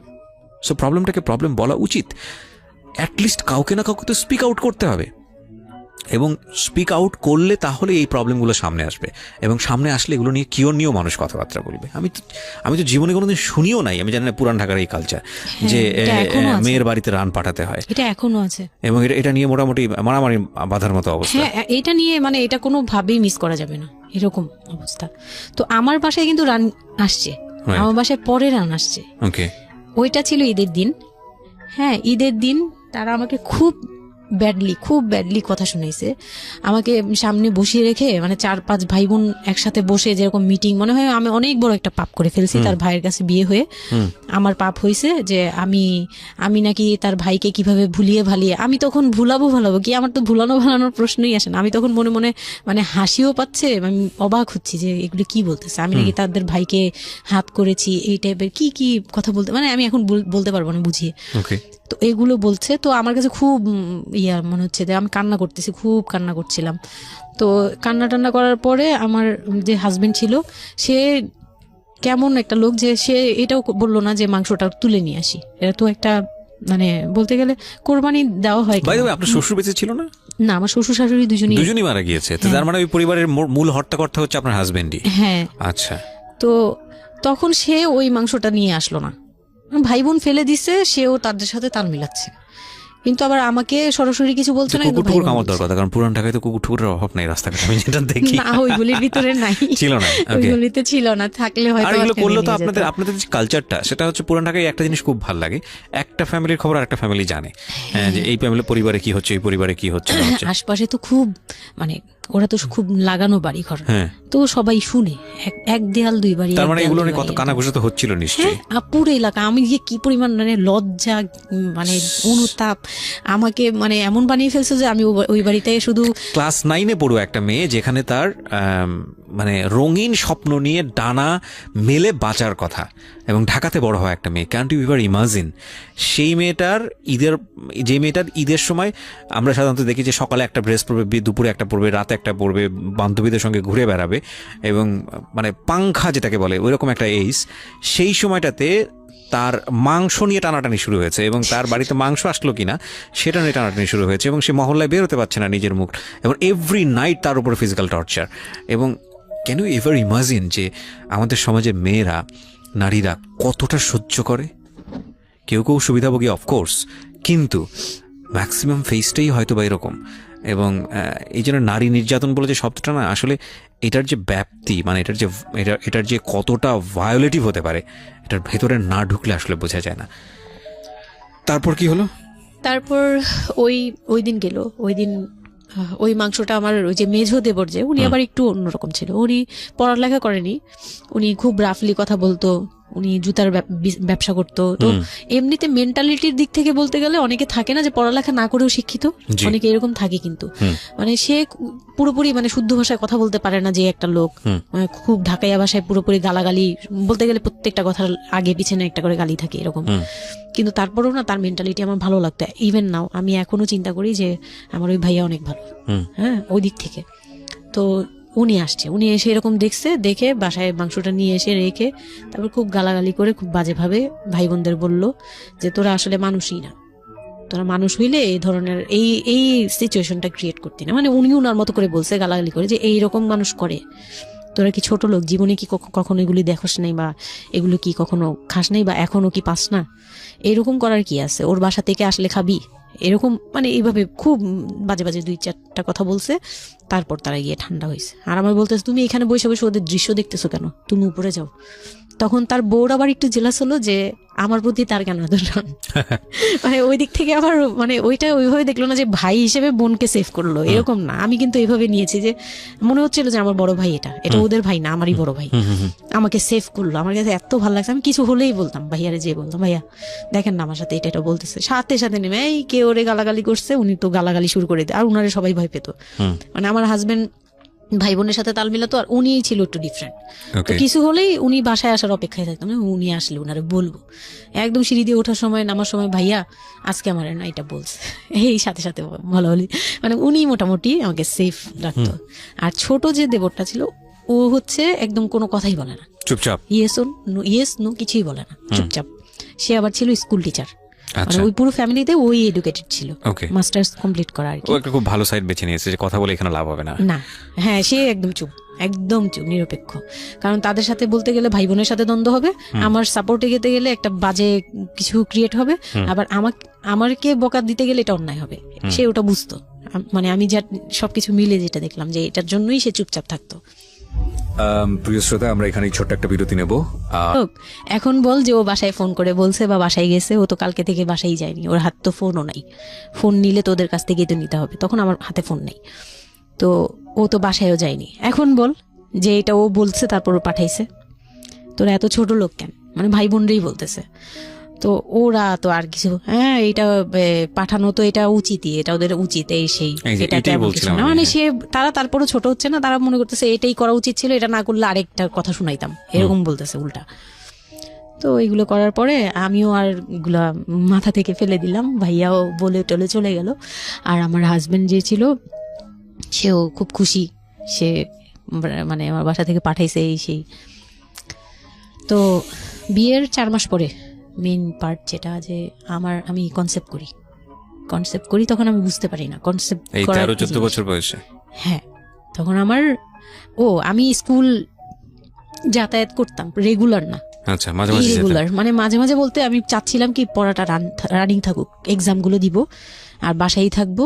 আর বাসা থেকে যখন স্কুল ড্রেস পরে বেরোতাম আমাকে সবাই মিলে কি যে বলতো, মানে বলার মতো না, এগুলো অকথ্য ভাষা বলতে গেলে, যে মানে নোংরা কথা বলতো। তো যাই হোক, ওগুলো আমি কানেও নিতাম না, আমি বলতাম না আমি স্কুলে যাব। আর যেহেতু বিয়ের সময় বলছে যে ওরে পড়াশোনা করতে দিব, আমার হাজবেন্ড এগুলো বলছে, ও না ও স্কুলে যাবে আসবে সবই করবে। পরে গিয়ে বলে কি তুমি বাড়ির বড় বউ, তুমি যদি স্কুল ড্রেস পরে স্কুলে যাও কেমন দেখা যায়, আমি তো বোরকা পরতাম। তো বলে না, স্কুলে গিয়ে তো তোমার বোরকাটা খুলতে হয়, অ্যাসেম্বলিতে দাঁড়াও, ওই যে পিটি করো তোমরা, এগুলো তো আশপাশ থেকে দেখা যায়, এলাকার ভিতরে স্কুল। আমার অসম্মান, এটা তার অসম্মান। উনি পড়াশোনা করেছেন আপনার হাজবেন্ড? না, উনি ক্লাস 5 পর্যন্ত পড়ে আর পড়াশোনা করেন। রাইট, ওনার জন্য অসম্মানই হবে এটা। আমি ক্লাস 5 পড়ুয়া যারা আছেন বাংলাদেশ, তাদের সবার প্রতি রেসপেক্ট রেখে বলছি, ক্লাস 5 না, এনার ডিগ্রি পাস করা এরকম অনার্স মাস্টার্স পড়ুয়া এরকম অনেক ছেলে মেয়ে আছেন যারা এই ধরনের মানে আজগুবি ল্যাংরা টাইপ যুক্তি দিয়ে জীবনটাকে চালান। তাদের জন্য এটা আসলে অযুক্তি কি হবে, কিছু করার নাই। হ্যাঁ, তো আমি তখন চিন্তা করছি যে আমি স্কুলে যাব, তো মাঝে মাঝে করতাম কি একটু করেই মানে ম্যানেজ করে যাওয়ার চেষ্টা করতাম। বিষয়টা যদি এরকম হতে ধরেন, আমি জানি না, প্রথমত যেটা ঠিকই হয়নি, মানে কোনো কিছুই ঠিক হয়নি, শুনছি আর মেজাজ খারাপ হচ্ছে আসলে, মানে কোনো কিছুই ঠিক হয়নি। তারপরেও যদি খারাপের মধ্যে ভালোটা চিন্তা করি, যে ঠিক আছে এত কিছু, একটা মানুষের এত খারাপ, একটা দিক তো ভালো থাকতে পারে না, ওর ওয়াইফকে সে সাথে করে নিয়েছে, ঠিক আছে তোমার স্কুলে চলো আমি তোমাকে পৌঁছে দিয়ে আসি, স্কুল দিয়ে পৌঁছে দিয়ে আসলো, স্কুল থেকে নিয়ে আসলো। কিছু জিনিস হয়তো ওনার আত্মসম্মানে লাগবে, যেহেতু উনি বেশি দূর পর্যন্ত লেখাপড়া করেনি, উনি অনেক কালচারের সাথে অভ্যস্ত না, এতটুকু হলেও তো ও নিজের মনটাকে বুঝ দিতে পারতো যে না আমার হাজবেন্ড আমাকে কেয়ার করে। মানে স্টুপিডিটির আর কি, মানে লিমিটলেস স্টুপিডিটি যাকে বলে, তুমি অ্যাসেম্বলিতে দাঁড়াবে সে কারণে তোমার লেখাপড়া বন্ধ, বদমাইশ। তারপর স্কুল বন্ধ করে দিল। না, তখন আমি কনসেপ্ট করি, আমি বুঝতে পারিনি, আমার তখন টেস্ট পরীক্ষা চলছে স্কুলে। তো পরীক্ষা দিতে দিতে আমার মানে শারীরিক পরিবর্তন খেয়াল করলাম, যে আমার বমি লাগতেছে খুব, মানে বইয়ের দিকে তাকাতে পাচ্ছি না, খাতার দিকে তাকাতে মানে মাথা কেমন করতেছে। তখন ক্লাস 9-এ। তখন আপনি জানেন না আপনি কনসিভ করেছেন? না, তখনও মানে এইটার সিমটম ফার্স্ট। তো এইরকম হওয়ার পরে রাতে 11:30 12টার দিকে আমি না খুব গড়াগড়ি করে কান্না করতেছি, জোরে জোরে, মানে খুব গড়াগড়ি করে জোরে জোরে কান্না করতেছে। আমার মাথায় নেই যে কে শুনতেছে কে না শুনতেছে এরকম। তো এটা দেখে তার বোন, যেটা বিয়ে হয়ে গেছে, সে আবার ছিল বাসায়, তো সে দেখে বলতেছে, সে আবার মানে খারাপ লাগছে তার কাছে, বলে চলো এক্ষুনি তোমার নিয়ে হসপিটালে যাব। হ্যাঁ, ওর কি হইলো হঠাৎ করে, কি খাইছিলা তুমি, কি উল্টাপাল্টা কিছু খাইছো কি না, এই সেই। বলছি না, আমার কেন জানি অনেক পেট ব্যথা করতে, আমি পারতেছি না সহ্য করতে, পেট জ্বলতেছে আমার খুব। তো নিয়ে গেল ডাক্তারের কাছে, তখন ডাক্তার আমার নার্ভস দেখে বললো যে she is pregnant. But 100% confirm করতে পারবেন না এমনিতে, তবে উনি আর কি উনার মতো করে বলছে। আর তখন টেস্ট দিল একটা, যে রাতে নিয়ে যান, ইউরিন টেস্ট টাইপের একটা কিছু বাসায় করা যায়, ওই টাইপের একটা টেস্ট দিল। তো ওইটাই করলাম, বাসায় এসে করার পরে পজিটিভ আসছে, যেভাবে বলছে ওইভাবে করছি, করার পরে পজিটিভ আসছে। পজিটিভ আসার পরে মানে আমার কাছে যেটা মনে হচ্ছিল, যে আমি মানে এতটা খুশি হয়েছি, আমি কিন্তু বিয়ে নিয়েও খুশি না, আমার মনে হচ্ছে এটাই আমার অ্যাচিভমেন্ট লাইফের। আচ্ছা, এতটা খুশি হয়েছে আমি বলতে পারবো না কেন। এটা আসলে ন্যাচারালি আল্লাহ হয়তো প্রত্যেকটা মেয়ের মধ্যে এই বিষয়টা দিয়ে দেন, যে নইলে আসলে মা কেন, মানে মা তো মাই, এটা আসলে আল্লাহ গিফটেড। অফকোর্স দেখেন, এরকম একটা ডিফিকাল্ট সিচুয়েশনের মধ্যে, যেখানে 13 বছর বয়সে ওর আসলে এই জিনিসটা ফিল করার কথা না, সেখানে ও ফিল করতেছে, এটা কিন্তু লজিকলেস ফিল, এবং এই ফিলটা সম্পূর্ণই ন্যাচারাল। ওকে, আমার কাছে তখন মনে হচ্ছিল কি, যে আমার পেটে একটা জীবন্ত কিছু আছে, মানে এইরকম ফিল হচ্ছে। আর আমি এটাকে মানে একটা কিউরিওসিটিও, যে দেখি তো কি হয়, কতদিন পরে কি হবে, মানে এটা আস্তে আস্তে বড় হবে, এটা কি করবে পেটে, এটা কিভাবে আসবে, মানে দুনিয়াতে কিভাবে আসবে, এটা এইগুলোও জানি না আমি, যে মানে এটা বড় হলে পরে এটা যে কিভাবে দুনিয়াতে আসবে। You feel like it's a game, একটা কোন একটা খেলা, মজার একটা খেলা, যে আমি একটা কিছু পাইছি, এটা নিয়ে থাকা যাবে এখন, এরকম মনে হচ্ছিল তখন। খুব মানে খুব কেন জানি খুব আনন্দ, মানে মা হওয়ার ফিল না, কিন্তু এটা মা হওয়ার ফিল না, কিন্তু কিউরিওসিটির জায়গা থেকে কিছু একটা আছে আমার সাথে, আমি এটা নিয়েই থাকবো এখন, মানে আমি একটা কিছু পাইছি এখন, আর আমি একা না, এরকম মনে হচ্ছে। তা আমি না দৌড়ে দৌড়ে বের হয়ে বললাম কি, ওই যে বোনটা আমাকে রাতে নিয়ে গেছিল ডাক্তারের কাছে, সে তো ছিল রাতে, তো আমি বের হয়ে বলতেছি কি, আপা আপা আমার না এইরকম 2টা আসছে, মানে এই পজিটিভ স্টেপ গুলা আসে যেগুলো বলছি। পরে সে না সাথে সাথে বলে কি, এখন তো আমাদের কদর কমে যাবে আরো। প্রথম ডায়লগ ছিল এটা, মানে মনটা খারাপ করে সে বড় নিঃশ্বাস ফেলে বললো, হ্যাঁ এখন তো আমাদের কদর কমে যাবে, আর তো এখন তো আর কম কম আসা লাগবে। তার সাথে ছোট বোনটা বলতেছে, তুমি না সময় কমে বুঝে কথা বলো না,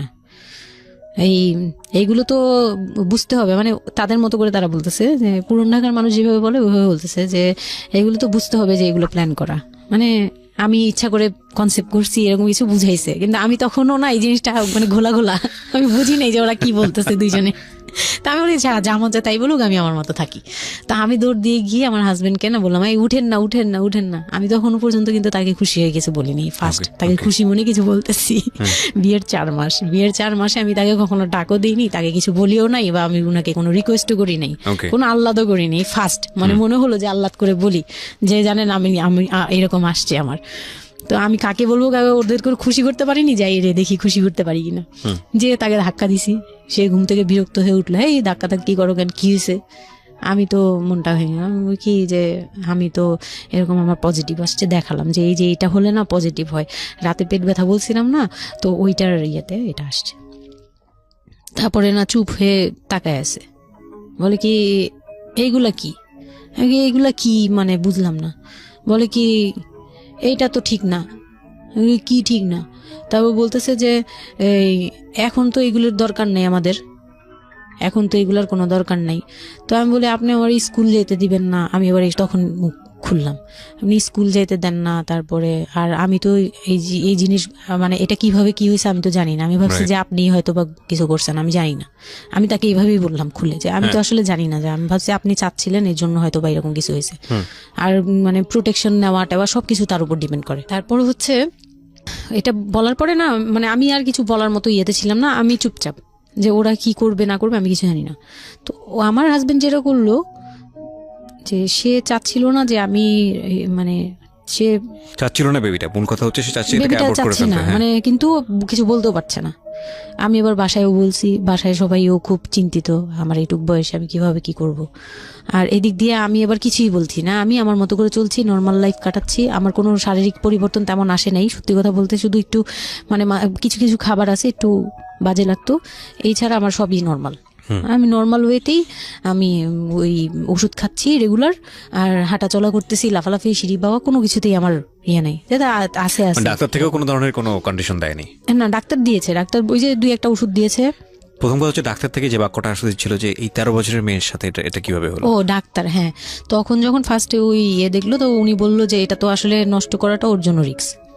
এক্স্যাক্টলি, মানে সব দিক থেকে তো রিস্ক। ডাক্তার যেটা বললো, যে জাফর ইকবাল আমার বাসার পাশেই ছিল উনি, তো উনি আমাকে যেটা বললো যে এই মেয়ের মানে রাখাটাও যেমন রিস্ক, ফেলে দেওয়াটা। আর যেহেতু মানে আল্লাহকে তো সবাই বিশ্বাস করি, তো বলতেছে যে যেহেতু আল্লাহ চাচ্ছে, যেহেতু এসেই পড়ছে, এটাকে নিয়ে আমরা মাতাবুরি না করি, যেহেতু রাখাও রিস্ক, ফেলে দেওয়াও রিস্ক, তো রাখুক না। এটা এইভাবে আল্লাহকে নিয়ে বলা যাবে না, এমন বলছে, ভুল বলেছে না, উনি বলছে আর কি, থাক ঠিক আছে, যদি ভাগ্যে থেকে থাকে তাহলে হবে। আর এই বয়সে হয়, কিন্তু এত অল্প বয়সে নেওয়াটা ঠিক না, উনিও এটা বলছে। তো ওইভাবে ইয়ে করার পরে তো আমি তো রাখছি ঠিকই, কিন্তু আমি তো মানে ওই সময়টা তো ভালোই গেছে। বাচ্চাটা হওয়ার পরে তো আমি বুঝতে পারছি যে আসলে জিনিসটা যে আমার পুরো কত বড় একটা ইয়ে ছিল। এখন আপনার হাজবেন্ড হ্যাপি না, সে চিন্তিত বিষয়টা নিয়ে। তারপর কি হলো? তারপরে থেকে তার মধ্যে আমার মধ্যে একটা বিরাট গ্যাপ তৈরি হলো। সে আমার সাথে মানে টোটালি মিশে না। ওকে। ওই সময় থেকে যখন শুনলো রাতে 3টা-4টা বাজেও আসে বাসায়, তার মধ্যে একদম পুরো চেঞ্জিং চলে আসলো হঠাৎ করেই। কি কারণে জানি না, মানে আমি নিজেও জানি না আমার কি ভুল ছিল বা কি, আমি নিজেও বুঝছিলাম না তখন। ওই সময় একদিন আসলো রাতে 3:30 না 3টার দিকে, হ্যাঁ 3টার পরে আর কি আসছে। আসার পরে আমি ওই দিন খুব খেপলাম যে প্রত্যেক রাতে, আমি একটা অসুস্থ মানুষ, আমি রাত জেগে আপনার জন্য ভাত নিয়ে বসে থাকি, আপনি প্রত্যেক রাতে এরকম লেট করে আসেন, আমাকে গেট খুলে দিতে হয়, আমি ঘুম থেকে উঠেও গেট খুললে আমার খুব কষ্ট হয়, সিঁড়িটা বেয়ে নেমে আমার গেটটা খুলতে হয়, আমার ভয়ও লাগে, আমি কখনো বাসায় একা থাকিনি। ওই প্রথম মানে আমাকে সে চুলে ধরে সে টেনে ও সিঁড়ি দিয়ে নামাইছে, মানে নামায় সে আমাকে বের করে দিবে এখনই, হ্যাঁ এত বড় হয়ে গেছে, সাহস হয়ে গেছে, এক্ষুনি বাসা থেকে বের হও। সে কিন্তু নেশাও করে নেই, কিচ্ছু না, সুস্থ একটা মানুষ এরকম করতেছে।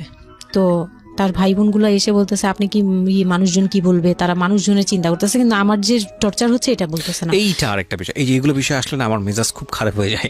যাই হোক, আপনি যদি আনছেন, আমি খুব সেন্সিটিভ একটা বিষয় একটু কথা বলতে চাই। সেটা হচ্ছে এই যে আপনারা যে তো মানুষজন চিন্তা করেন, নিজের ঘরের ভিতরে একটা মানুষ ঠিক নাই, এটা আমি আপনাদের কথা বলছি না, এটা বাংলাদেশের সামাজিক অবস্থার চিত্র। সেটা হচ্ছে আমরা নিজের ঘরের মধ্যে অনেক সময় দেখা যায় যে আপনারা যখন ঘরের মধ্যে একটা বিপদে পড়েন, আপনার চারপাশের লোকজনকে এসে আপনার সেটা সলভ করে। তো ফার্স্ট আপনি ঘরের কথা আগে চিন্তা করেন, আপনার মেয়ে কীভাবে ভালো থাকবে সেটার কথা চিন্তা করেন, আপনার ছেলেটা কীভাবে ভালো থাকবে সেই কথাটা চিন্তা করেন। এতে যদি আপনার দুর্নাম হয়ও কিছুটা, সেটা আপনার ওভারলুক করা উচিত। বরং আপনি যাদের কথা চিন্তা করে এই ছেলে মেয়েদের প্রতি খারাপ আচরণ করতেছেন, আপনার ছেলে মেয়ে খারাপ থাকার কারণে একটা সময় গিয়ে সেটা আউটব্রাস্ট হবেই। যেই মান সম্মানের কথা আপনি চিন্তা করতেছেন, সেই মান সম্মান আরও বেশি পরিমাণে ক্ষতিগ্রস্ত হবে। আমাদের সমস্যাটাই হচ্ছে এই জায়গাটায়, আমরা চারপাশের ঘরের লোকজন কি মনে করবে সেটা চিন্তা করি, অথচ চারপাশের ঘরের লোকজন কারা বসবাস করে, কোথা থেকে আসছে, কি অবস্থা, সেই খোঁজ খবর আমরা রাখি না। কিন্তু আমাদের মান ইজ্জত তাদের হাতে। স্টুপিড মানে ফিলসফি নিয়ে আমরা আমাদের সোসাইটিতে চলি, it's a very important thing, এবং এগুলোর পরিবর্তন হওয়া উচিত। তো তারপরে কি হলো? তারপর এই হলো ফার্স্ট এই গেল, এইটার পরে এরপর থেকে চলতেছে কন্টিনিউ, মানে এরকম আচরণই করছে সে আমার সাথে। একটু সময়, 4 মাসের সময়টা খুব ক্রুশিয়াল একটা মোমেন্ট, খুবই ক্রুশিয়াল একটা মোমেন্ট। হ্যাঁ, সকালে উঠে আমার রুটি বানাতে হতো কন্টিনিউ, সে বাইরের নাস্তা খাবে না, তাকে রুটি বানিয়ে খাওয়াতে হবে। ওই অবস্থায় আমি মানে সকালে উঠে ঘুম থেকে উঠে রুটি বানাতাম, ওর ভাই বোনের জন্য, ওর জন্য, সবার জন্য বানাতাম। এটা না আমাদের সমাজের ছেলেরা না বুঝতেই চায় না, এবং এটা নিয়ে আমাদের কোনো শিক্ষা নাই। আসলে আমি মানে দেখলাম যে এতটা বর্বর কিভাবে। আমি আমার নিজেকে জড়িয়ে ওই কথাটা বলছি, কারণ আমি তো নিজেও বাবা হয়েছি, আমি নিজে থেকেও বুঝি এই জিনিসটা। মানে এই যে পরিবর্তনটা সমাজ, মানে পরিবারে যখন নতুন একজন সদস্য আসে, সবচেয়ে বড় প্রেশারটা ফিল করে হচ্ছে মা, কারণ তার লাইফ রিস্ক হয়ে যায়। কিন্তু এখানে বাবার যে দায়িত্বটা, খুব মজার বিষয় হচ্ছে, আমি আমার নিজের এক্সপিরিয়েন্সের জায়গা থেকেই বলতেছি, যে বাবার দায়িত্বের জায়গাটা বোঝা শুরু হয় সন্তান দুনিয়াতে আসার পর থেকে, এবং তাও ইমিডিয়েটলি আসে না।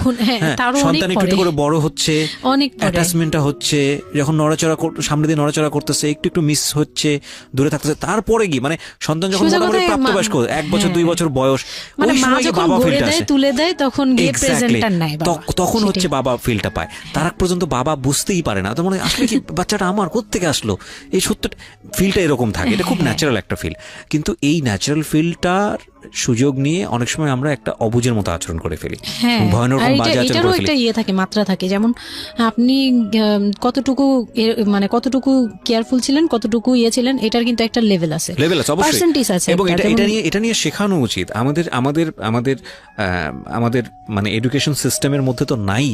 এবং আমরা জানি না, ম্যারেজ কাউন্সিলিং বলে অনেক একটা বিষয় আছে, এগুলো তো আমাদের প্র্যাকটিসে নাই, কোনোভাবে নাই, এগুলো তো আমাদের কাছে চিন্তাই করা যায় না, বিলাসিতা এবং আমাদের রাইট। এবং বাবা যিনি, একটা হচ্ছে যে মা হওয়ার একটা প্রিপারেশন দরকার আছে, মেন্টাল প্রিপারেশন, একটা বাবা হওয়ার জন্য একটা মেন্টাল প্রিপারেশন দরকার আছে। আমাদের সমাজে এটা টোটালি মিসিং। আমরা এই নারী দিদিদের কাছ থেকে যে গাইডটা পেয়ে আসছি, এবং সেটা না বুঝে না শুনে প্র্যাকটিস করেছি, রাইট। আমি জানি না, আজকে আমি সত্যি এই কথাগুলো বলতেছি, হয়তো আমরা ওই রাতারাতি পরিবর্তনের জায়গায় যেতে পারবো না, বাট আমি শুধু একটা কথাই বলতে চাই, সেটা হচ্ছে বাবাদের দায়িত্বটা অনেক বেশি, বিশেষ করে বাচ্চা চলে আসার পর থেকে মেন্টাল সাপোর্টটা খুবই জরুরি। হ্যাঁ, এবং কারণ এটা একটা মেয়ের লাইফ রিস্কের প্রশ্ন। তো মানে অপারেশন করবে, তারাও ডাক্তার বলতেছে এই মেয়ের অপারেশন কি করবো, আর এই মেয়ে নর্মালি কি বেবি দিবে। আমি বলতেছে এটা তো গ্রামগঞ্জ না, আপনারা কি করছেন। আমি তখন আরো শুকনা ছিলাম, তো আর এমনিতেও বয়সও কম ছিল, আবার শুকনাও ছিলাম, দেখতে আরো পিচ্ছি লাগতো। বলতো যে অনেক দুর্বল, তো ও তো মানে ঠিক মতো টেক কেয়ারও করেন নাই বাসায়। হ্যাঁ, বলতেছে একদম আমার এই হাতের মানে এইগুলো ব্রিনগুলো বুঝে যেত, এইগুলো বোঝা যেত, একদম হাড় গোড় বোঝা যেত। যখন অপারেশন করে, অপারেশনের 12 ঘন্টা পর আমার সেন্স আসে, প্রায় 12 ঘন্টা। মানে আপনার বেবি হয়েছে আপনি জানেনই না? জানি না। পরে আমি যখন ঘুম থেকে মানে সিজারিয়ান বেবি পরের দিন শুধু রাতে একটু টের পাই যে আমি আমার পাশে কেউ মানে ব্রেস্ট ফিড করছে, এটা ফিল পাইছি। শুধু মুখের দিকে তাকাতে পারিনি, চোখ খুলতে পারিনি, কিন্তু কেউ একজন আমার পাশে শোয়া, মানে আমার হাতের উপরে একটা বাচ্চা শোয়া, এইরূপ ফিল পেয়েছি। আর এরপরে যে চোখ বন্ধ করেছি একবারে সকালে প্রায় 11টা-12টার দিকে আমার ঘুম ভাঙছে, তখন তাকানোর পরে একটু পুরোপুরি ইয়েতে। তো আমাকে উঠিয়ে নিয়ে আমাকে ইয়েতে ক্যাবিনে দেওয়া হলো।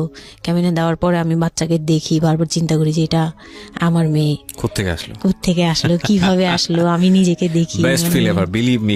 এটা তখন না আমার মাথায় এটাও ছিল না যে এটার বাবাকে, এটার ফুপুকে, এটার চাচা, কিন্তু হোয়াট এভার আমার বাচ্চা এটা, মানে আমার, আমি এখনো স্টিল না, আমার বাচ্চা এখন ক্লাস 8-এ পড়ে, এখনো আমি তাকে বাচ্চা বলি।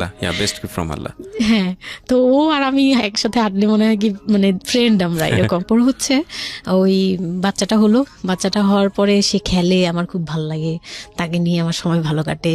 আমার আর মানে ওর বাবার কথা মাথায় নেই যে এই লোক শুধু মানে এনে দিবে ঘরে, আমি রান্না করব, খাবো, ব্যাস ওই পর্যন্তই শেষ। আমার আর এর দরকার নেই, কাউরই দরকার নেই। আমার বাচ্চা নিয়ে আমি পুতুলের মতো খেলি সারাদিন। ওর বাবা অনেক সময় দেখা গেত, ওর বাবা তো রাতে 2টা-3টায় আসতো, আসার পরে যে খাওয়া দাওয়া করে ঘুমাবে। তো আমি তো, আমার তো ওই রুম ছাড়া কোনো ওয়ে ছিল না, ওই রুমে আমি হাঁটাহাঁটি করতাম, বাচ্চা কান্না করতো। একদিন এমনও হয়েছে সে আমাকে ঘর থেকে বের করে দিচ্ছে, আমি নাকি ইচ্ছা করে বাচ্চাকে কাঁদাই আর তাকে ঘুমাতে দেই না। হ্যাঁ, সে আমাকে রুম থেকে বের করে দিচ্ছে। তো রাতে এত রাতে বাসা থেকে যখন রুম থেকে বের করে দিচ্ছে, আমি সিঁড়িতে সারা রাত, মানে ওদের তো আর বারান্দাও নেই, হাঁটার জায়গা। বাচ্চা কোথায় ছিল? বাচ্চা আমার কোলে, বাচ্চা টাওয়াল দিয়ে পেঁচানো আমার কোলে, সে কান্না করতেছে, আমি সিঁড়িতে বসে আছি। আর আমি যখন সিঁড়িতে বসছি, আমি জানি না কি কারণে বাচ্চার কান্না অটো থেমে গেছে। রুম থেকে বের হয়েছি না, তো ওর বাবা যে ধমক টমক দিছে, আমি জানি না কি কারণে, হয়তো বা রাতও অনেক হয়ে গেছিল, অনেক কান্নাকাটির পরে হয়তো ও ক্লান্ত হয়ে গেছিল, ও মোটামুটি চুপ হয়ে গেছে সিঁড়িতে, নয়তো পুরো এলাকা জানার কথা এইরকম। তো আমি সিঁড়িতে বসে বসে কান্না করছি সারা রাত, মানে তখন অলমোস্ট তখন 4টা বাজে, ভেতরে ঘুমিয়েছে নাক ডেকে। হ্যাঁ, তখন সে ঘুমাচ্ছে, ভিতরে গিয়ে ঘুমাচ্ছে। আমি আর ভয়ে রুমেই যাইনি, মানে কি না কি করবে আবার, এই জন্য রুমেই যাইনি। তো এই কাজটা করার পরে সে আমার মন থেকে আরো উঠে গেছে। আমার যে দেবর ছিল, যে বললাম যে আমাকে খুব ভালোবাসতো উনি, তো উনি আবার খুব ভোরে আসতো, জুতার ব্যবসায়ী তো, ওনাদের কারখানা সারা রাত কাজ হতো, প্রত্যেক দিন সকালে 5টা-6টা এইভাবে আসতো। তো ঘন্টাখানিক পরে উনি যখন চলে আসছে, তখন আমাকে সিঁড়ি দিয়ে ওঠার সময় মানে গেট নক করছে, ওনার ওয়াইফ নামছে উপর থেকে, নেমে বলতেছে তুমি এখানে কেন? আমি বললাম যে এরকম আপনার ভাই ঘুমাতে পারে না, আমাকে বের করে দিছে। তো সেও খুব নর্মাল ভাবে নিল ব্যাপারটা, কিন্তু তার ভাই যখন গেট খুলে দেখলো যে আমি জেগে আছি আর ওটা নিয়ে সিঁড়িতে বসছি, তখন সে গালাগালি করতেছে, শালা আমি, ওনার আবার বিয়ের 12 বছর হয়ে গেছে, কিন্তু বাচ্চা কাচ্চা হয়নি। উনি আবার এই দিক থেকে খুব ছিল যে তার খুব ইচ্ছা ছিল একটা বাচ্চার বাবা হবে। এই তো আমার কোল থেকে বাচ্চাকে নিয়ে বলতেছে, তোমরা আসলে কেউ যোগ্য না, তুমি মা হওয়ার যোগ্য না, ও তো বাপ হওয়ার যোগ্য ছিলই না কোনোদিন, কিন্তু তারপরে তোমাদের ঘরে দিছে। মানে সে গালাগালি করতেছে, না আমি এতদিন ধরে ট্রাই করতেছি, আমি পাচ্ছি না, আর ওরে দিয়ে দিছে, ওর মতো একটা অপদার্থ দিয়ে দিছে, মানে এরকম করে বলতেছে। তারপরে হচ্ছে এই উপরে গেলাম, উপরে যাওয়ার পরে আমি ওই রুমে গেলাম, ওনারা বলতেছে আচ্ছা তুমি যাও, আমরা ওকে রাখি। ও ঘন্টাখানিক রাখলো, পরে ঘুমানোর পরে আমাকে আবার ডেকে দিয়ে দিছে বাচ্চাকে, যে ও ঘুমালে আমি দিয়ে আসবো, তুমি রুমে ওরে নিয়ে যেও না, ও আবার কান্নাকাটি করলে বড় ভাই রাগারাগি করতে পারে। তো ওইভাবে আমি আবার রুমে গিয়ে ঘুমালাম, পরে ওনারা দিয়ে গেছে। এই গেল একটা রাত। তারপর আমার বাচ্চাটা যখন 3-4 বছর হয়, মানে এইভাবে বাচ্চা কোলে আদর করতো, বাচ্চা নিত কোলে নিত না, বাচ্চা কোলে নিতে পারতো না। ও ছোট থেকে এত বুঝতো, মানে তার বাবা কি কি পছন্দ করতো, কি কি পছন্দ করতো না, ওগুলা করতো না, মানে খুব কেয়ারফুলি, আর এত শান্ত যে তাকে যে এখানে বসে থাকতে বললে সে 2 ঘন্টাও ওইখানেই খেলতে থাকবে, কিন্তু ওখান থেকে নড়বে চড়বে না। তো আমি চিন্তা করে দেখলাম কি আমি ইম্যাচিউর মাদার, তো হয়তো বা সৃষ্টিকর্তা এর জন্যই আমাকে এরকম একটা ভেবে দিয়েছে যে ওই তোমাকে বুঝুক। ইভেন নাও, মানে এখন যে ও এত বড় হয়ে গেছে, তারপরেও আমাকে অনেক কিছু বুঝায়, মানে সে আমার চেয়ে ভালো বুঝে, আমি বুঝি এটা। তো যাই হোক, ও যখন 3 বছর হলো, 3 বছর 3.5 বছর, তখনই আমি তাকে স্কুলে দিব। 15 মিনিট আছে। আচ্ছা, সো সুইচ করেন, হ্যাঁ, মূল বিষয়গুলো আনেন। তো ওখানে হচ্ছে 3 বছরের কালে আমি ওকে স্কুলে দিলাম। স্কুলে দেওয়ার পরে আমি ওখান থেকে ওরে স্কুলে দিয়ে আমি নিজে ভর্তি হলাম ইয়েতে, ওপেন ইউনিভার্সিটি, মানে বুঝতে পেরেছি, উন্মুক্ত বিশ্ববিদ্যালয়। হ্যাঁ, ক্লাস 9-এ ভর্তি হলাম। তো ও পড়াশোনা করে, আমিও করি। বাসায় বা আশপাশের সবাই আমাকে নানান ধরনের কথা বলে যে মা মেয়ে একসাথে স্কুল ব্যাগ নিয়ে যায়, কেমন দেখা যায়। আমি বলছি যা মন চায় তাই দেখা যাক। আমার তখন আমি একটু ডেসপারেট হয়ে গেছিলাম। এটাই বলছিলাম যে এই ধরনের মেয়েরা সাধারণত জীবনের একটা পর্যায়ে মারাত্মক রকমের ডেসপারেট হয়ে যায়। এটা শুধু মেয়েরা বলবো না, মানুষ বলবো আমি। তো আমি নিজে ইংলিশ মিডিয়ামে পড়ছি, তো মানে খুব বেশি বয়সগুলো পার হয়, ভালো লাগে না। তো বাংলা মিডিয়ামে দিলাম। শিশু শ্রেণী থেকে 1-এ উঠে গেল 4 বছর বয়সে। এইভাবে করে সে উঠতেছে, মানে সে খুব ভালো রেজাল্ট করে। আমারও খুব মজা লাগতে লাগলো। আমি তাকে পড়াই, নিজে পড়ি। 2জন মামে মিলে ওকে স্কুলে দিয়ে দেখা যায় আমি আমার কোচিং এ যাই। আমি আবার কোচিং করা শুরু করলাম।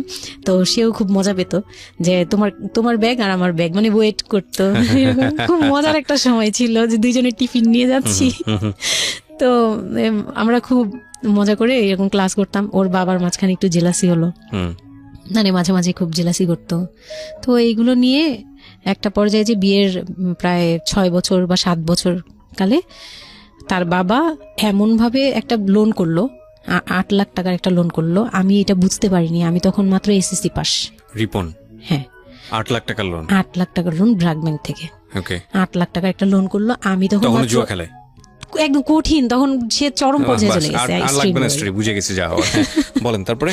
পরে গিয়ে সে কি হলো কি, 8 লাখ টাকার একটা লোন নিবে, এটার জন্য বোর্ড সিগনেচার নাকি লাগে। আমি এটা জানতাম না। বউয়ের সিগনেচার লাগে? হ্যাঁ, বউয়ের সিগনেচার লাগে, মানে গ্রান্টর হিসেবে একটা বিজনেসম্যান, বড় বিজনেসম্যান আর একটা বোর, মানে বড় বিজনেসম্যান বা একটা দোকান বা একটা বাড়ি ইয়া লাগে। তো কেউ তো রেফারেন্স দিবে না তাকে। ওই এক দোকানদার ভাইয়া ছিল, বড় ভাই, মুরব্বি টাইপের, বড় ভাই বলতো উনি।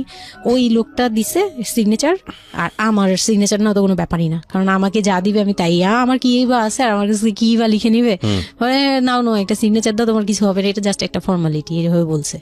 আমি সিগনেচার করে দিছি। সেদিন তো আমাকে সে কি জানি খাওয়ালো, মানে আমাকে খুব ভুলায় ভালায় সিগনেচার নিয়েছে। তারপরে থেকে শুরু হয়েছে আমার মানে লাইফের সব, মানে আমি কত বড় ভুলটা করছি। তারপর থেকে সে নাই একবারে নাই। মানে সে বাসা ভাড়া নিয়েছিলাম এর মাঝখানে, এটা বলতে ভুলে গেছি যে আমার দেবর ননদের বিয়ে হওয়ার পরে ওই বাড়িটাতে, মানে ননদের বিয়ের জন্য ওই বাড়িতে হচ্ছিল না। পরে আমরা বাসা শিফট করে, মানে ওই বাসা ভাড়া দিয়ে অন্য একটা বাসায় ভাড়া গেছি ফ্ল্যাট নিয়ে ভাড়া যাওয়ার পরে ওই ননদের বিয়ে হওয়ার পরে তারপরে আবার যার যার মতো আলাদা আলাদা রুম নিয়ে থাকা, মানে বাসা নিয়ে থাকা। তো আমাকে যে ফ্ল্যাটটা নিয়ে দিয়েছিল 1 রুমের ছোট্ট একটা ফ্ল্যাট, হ্যাঁ, ওই ফ্ল্যাটে ছিলাম। তো ওইখানে আমার এই যে সিগনেচারটা করায়, মানে ভাই বোন থেকে আলাদা হওয়ার পরে সে তার ভাই বোনকেও ভয় পেত এইসব ব্যাপারে। আচ্ছা।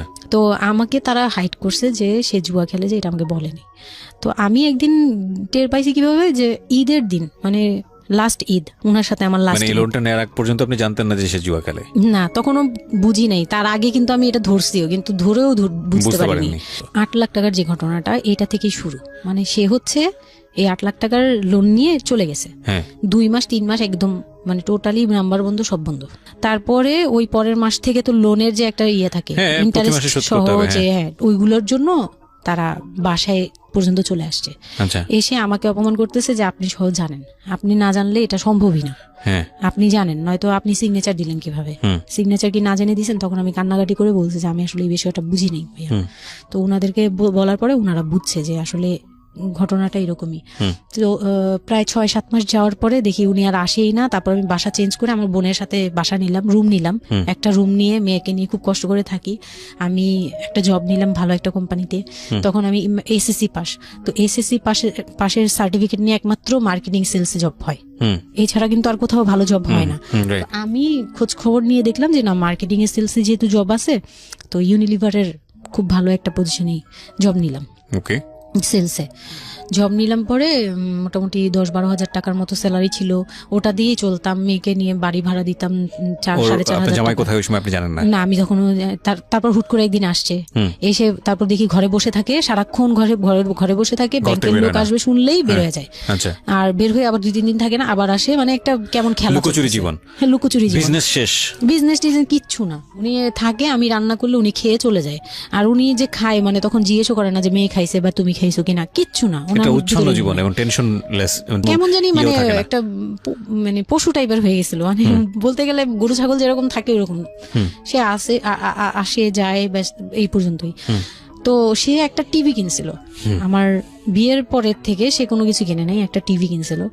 লাস্ট মানে যে ছোট লোকি পানাটা করছে সে, যেদিন আমার সাথে, আমি তো তার সাথে ঝগড়াও যেতাম না, তর্কেও যেতাম না, কোনো ধরনের ইয়েতেই যেতাম না, মানে ওই লোকটা এরপরে যে লাস্ট কাজটা করলো, যেটার উপর থেকে মানে পুরোপুরি মন থেকে উঠে গেল, যে একটা টিভি ছাড়া তার ঘরে কোনো কিছু কেনা ছিল না, সব আমার করা, মানে আমার গহনা গাটি বলেন যাই বলেন ছিল, যাই ছিল টুকিটাকি সব আমার নিজের করা, শুধু ওই টিভিটা সে কিনছিল নিজের টাকায়।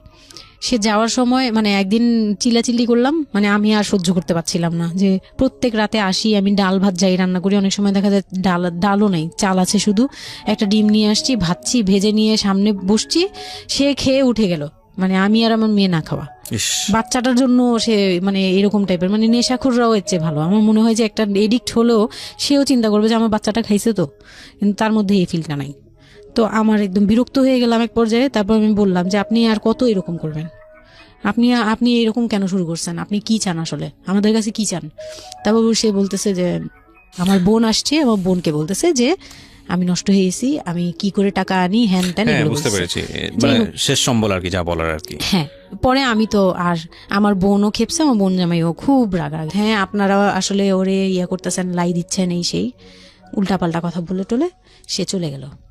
চলে যাওয়ার সময় সে টিভিটা হাতে করে নিয়ে গেছে, বিক্রি করে দিবে। হ্যাঁ, আমি আমার জিনিস নিয়ে গেলাম, আমি যা জানিস সেগুলো নিয়ে গেছি।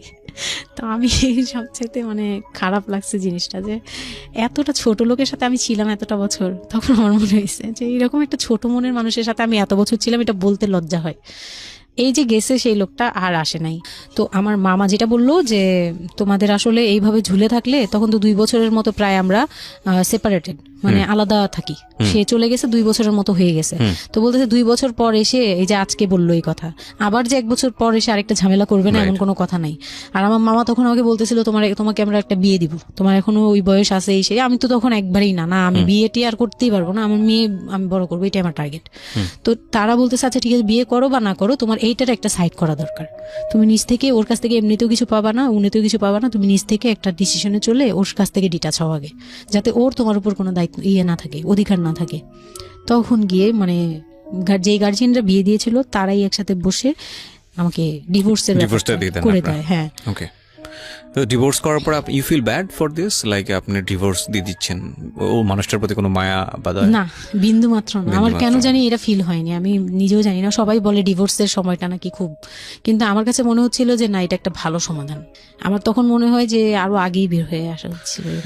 ফাইন, এবার আমার কিছু কোশ্চেন আছে, খুব শর্টকাটে আমি অনুষ্ঠানটা শেষ করবো, তারপরে রিয়েলাইজেশনের জায়গা থেকে আমার যারা লিসনার আছে তারা শুনলেই বুঝতে পারবেন যে আসলে স্টোরিটা কেন আমরা প্রচার করলাম। আপনি তো এখন কোনো না কোনো জব করছেন, আপনার সন্তানের খরচ ভরণ পোষণ আপনিই দেন, এবং আমি জানি যে আপনার একটা স্বপ্ন আছে নিশ্চয়ই, এবং আপনি কোনোভাবেই চাইবেন না যে আপনার মেয়ে, আপনি যে অবস্থাটা ফেস করছেন সেটা আপনার মেয়ে ফেস করুক। এবং আমার কেন জানি মনে হচ্ছে যে আপনাদের গল্পটা শুনে যে আপনার মেয়ে আপনার খুব ভালো একজন বন্ধু, সবকিছু মিলিয়ে। ওকে, সো একটা কথা, সৃষ্টিকর্তা কখনোই কোনো মানুষকে কমপ্লিটলি আনহ্যাপি করে না, কমপ্লিটলি হ্যাপি করে না। হ্যাঁ, আপনার এই কষ্টময় জীবনের মধ্যেও আপনাকে আল্লাহ একটা বেস্ট গিফট দিয়ে দিয়েছেন, সেটা হচ্ছে আপনার সন্তান। কিন্তু আমরা যদি একটু অন্যভাবে দেখি গল্পটাকে, যে ঘটনাটা ওর জীবনে ঘটে গেছে, প্রতিনিয়ত ঘটে গেছে, আপনি এই সমাজের জায়গা থেকে যদি আবার চিন্তা করেন, ওর লাইফটা কিন্তু একটা স্পটলেস লাইফ না। ও যখন সেকেন্ড একটা সম্পর্কে যাবে, সেই সম্পর্কটা একটা স্বাভাবিক সম্পর্কের জায়গা থেকেও চিন্তা করতে পারবে না।